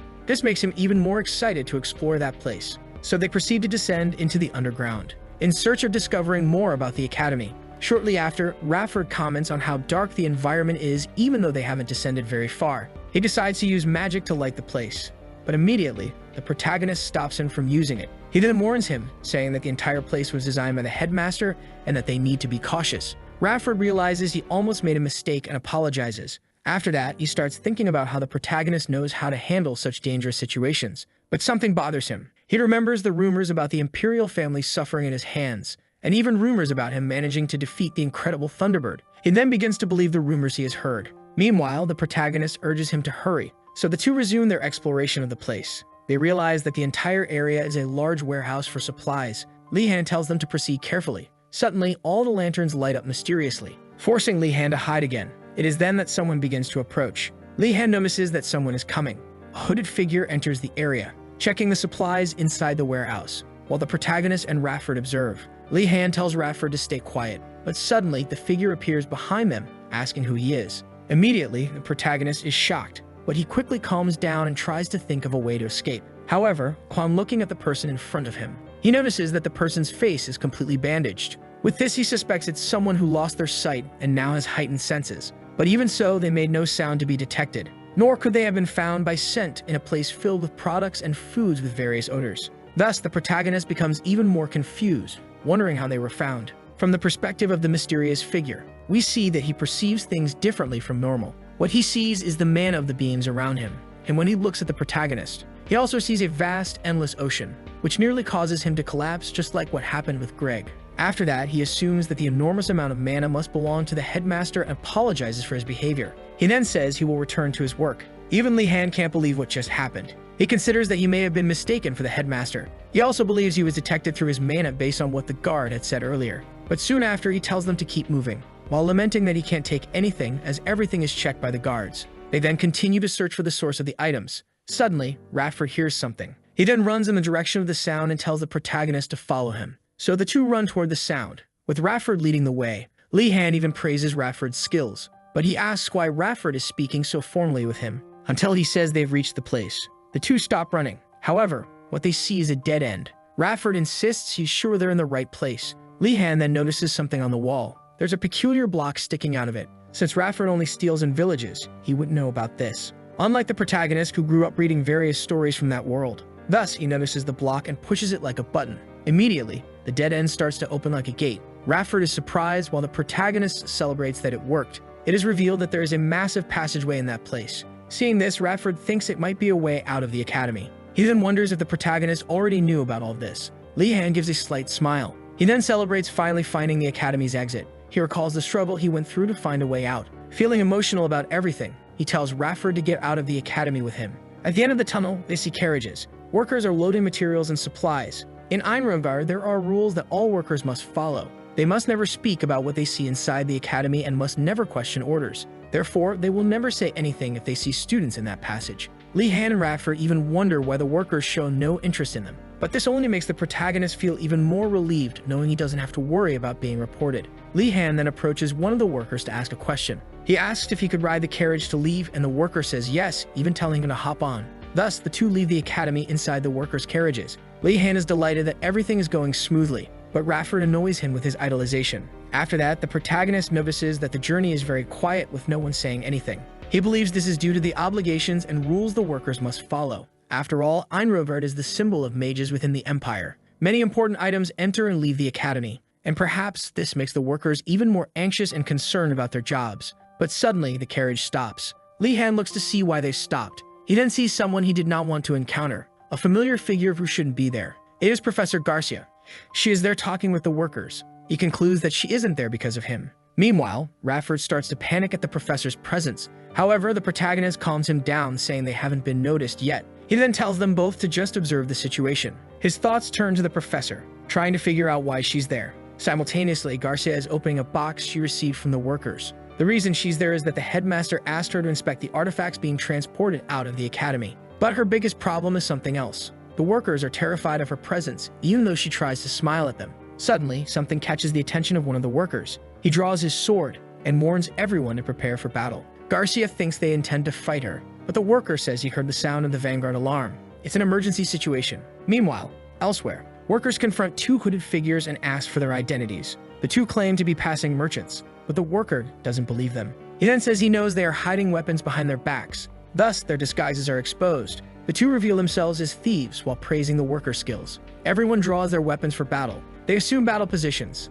Then they shoot at the thieves. Without showing any reaction, the thief easily blocks the arrows with magic. It is then that the workers realize they are not dealing with ordinary thieves. The thief becomes irritated with the workers. He then says that what they are doing is aiding the mages who bring ruin to the Empire. After that, he demands that they lower their weapons and allow them to save the Empire from destruction. But the workers are only frightened by the situation. They believe they are dealing with terrorists. The thief says he's tired of them never heeding his warnings. He then charges at the workers. However, someone appears using magic. They invoke a barrier to protect the workers from the thieves. The thieves attempt to breach the barrier, but it doesn't work. The workers thank Garcia for her help. It is revealed that it was Garcia who cast the barrier. However, she isn't feeling very confident, because they are dealing with highly dangerous mage assassins. She then decides to use a spell that summons magical birds to try and draw the headmaster's attention to the location. Meanwhile, the thieves attempt to break the barrier. They use a magical artifact to shatter it. They position the artifact against the barrier. The artifact begins to drain all the mana from the surroundings,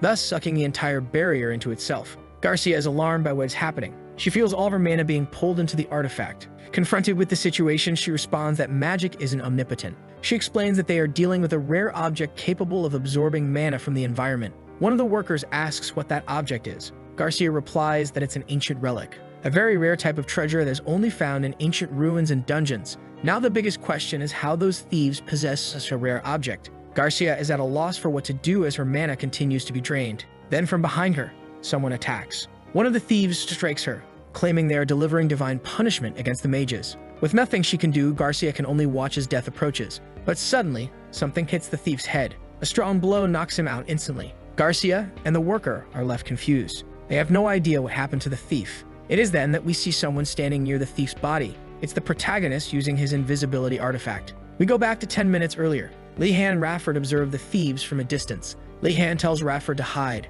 and whispers a message in his ear. Rafford is concerned for the protagonist, but he says he has a plan. Li-Han wants those anti-magic organization members stopped at any cost. So he activates his invisibility and rushes to the battlefield. Now back to the present, with one of the thieves already down. Li-Han speaks to the professor and reveals his identity. She asks why she can't see him, and he responds that he's using invisibility magic. Li-Han then asks Garcia to give him orders on what he should do. Garcia refocuses on the battle and tells everyone to prepare to fight again. The workers resume the fight. Garcia tells the protagonist to stay back and avoid getting hurt. But the enemies are too strong and can even defend against the workers' attacks. Li-Han notices how skilled they are in martial arts. He then asks why Garcia isn't using magic, and she explains about the relic in the area. She then asks how the protagonist can maintain his invisibility despite the relic draining all the mana from the surroundings. She suddenly remembers that her student, Wardenez, is different. She then asks the protagonist to lend her some mana.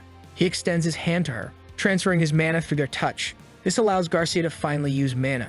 She then creates a massive ice spear. Li-Han is in awe of Garcia's magical power. Even the thieves are surprised by the spell. Garcia then launches her magic at them. The thieves drop the relic and flee, leaving the relic vulnerable to attack. Garcia then strikes the relic with all her strength, causing it to explode, releasing all the mana it had absorbed. However, her work is not yet done. She casts another spell, summoning an electric wolf. Meanwhile, the thieves decide to escape. While this is happening, the protagonist notices something. Some of Garcia's mana is being drawn elsewhere. It becomes clear that the relic is still functioning. It continues to drain some of Garcia's magic. The protagonist quickly alerts Garcia, but suddenly 4 thieves surround her to attack. A brief distraction was enough to give the thieves time to gather and strike. It is then that the protagonist rushes to help her. He attacks the first thief who approaches. The other 3 are shocked, unable to see who is attacking them. Then one of the thieves declares that it's an invisibility spell. The thief grabs a handful of sand and throws it around until it lands on the protagonist. Li Han is startled by the thieves' quick reaction to him. But there's an even bigger problem that frightens him. One of the thieves exudes a far more murderous aura than the others. With this, he decides to prevent that guy from getting close to the professor. He removes his hood. He dispels his invisibility spell.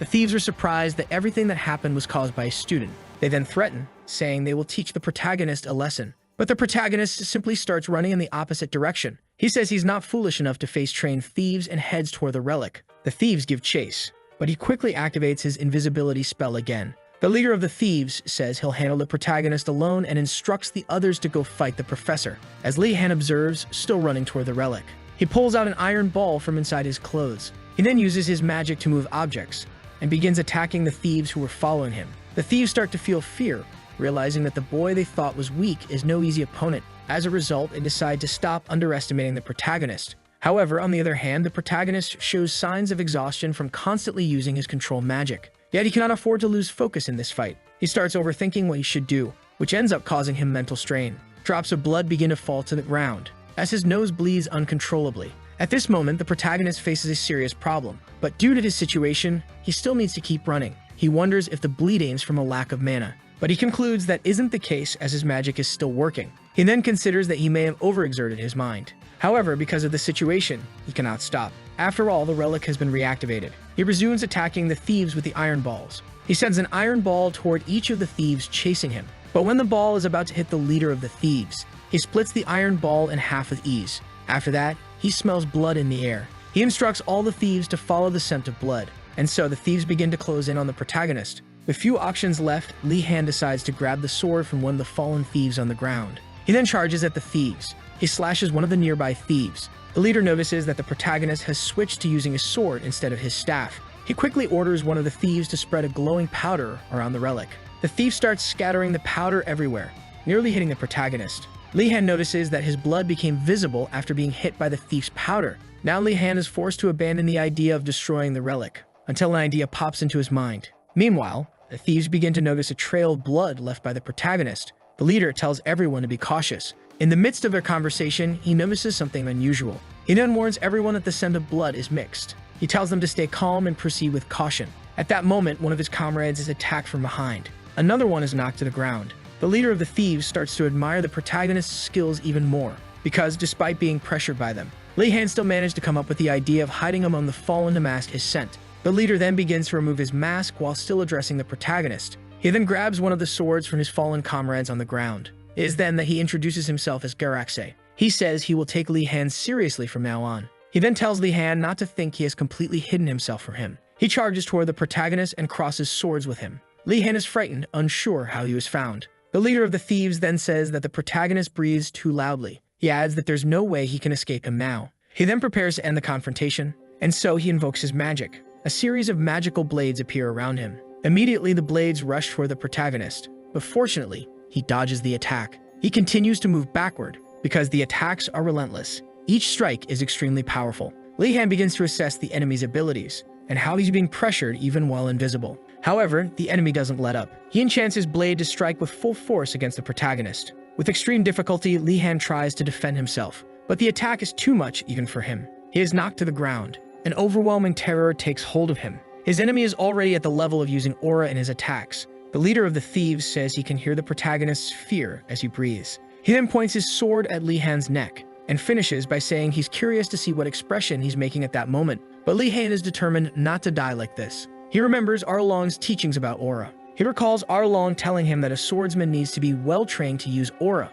So the protagonist grips his sword. An incredible aura begins to emanate from his body. When he strikes at his enemy, a tremendous force throws the thief backward. Even the thief can't believe what he's seeing. There stands the protagonist ready for battle. With his immense mana, he had decided to pour all his mana into his sword to fight. The thief is violently pushed away. The impact is so strong that it makes him cough up blood. He is paralyzed, unable to comprehend how that attack had such a powerful effect on him. Li Han then dispels his invisibility, while the thief also gets back up, determined not to lose to a student. Now his murderous intent intensifies. Meanwhile, the protagonist suddenly starts to sweat. His body becomes paralyzed, unable to move. He realizes he's suffering the side effects of having forced too much mana into his last attack. But he also notices that his enemy is not in much better condition. The thief charges to attack, leaping toward the protagonist with his sword in hand. He attacks, ready to kill. But Li Han cannot move his body, not even to dodge. Suddenly, the thief begins to bleed mid-attack. He then falls clumsily to the ground. Li-Han still expects an attack,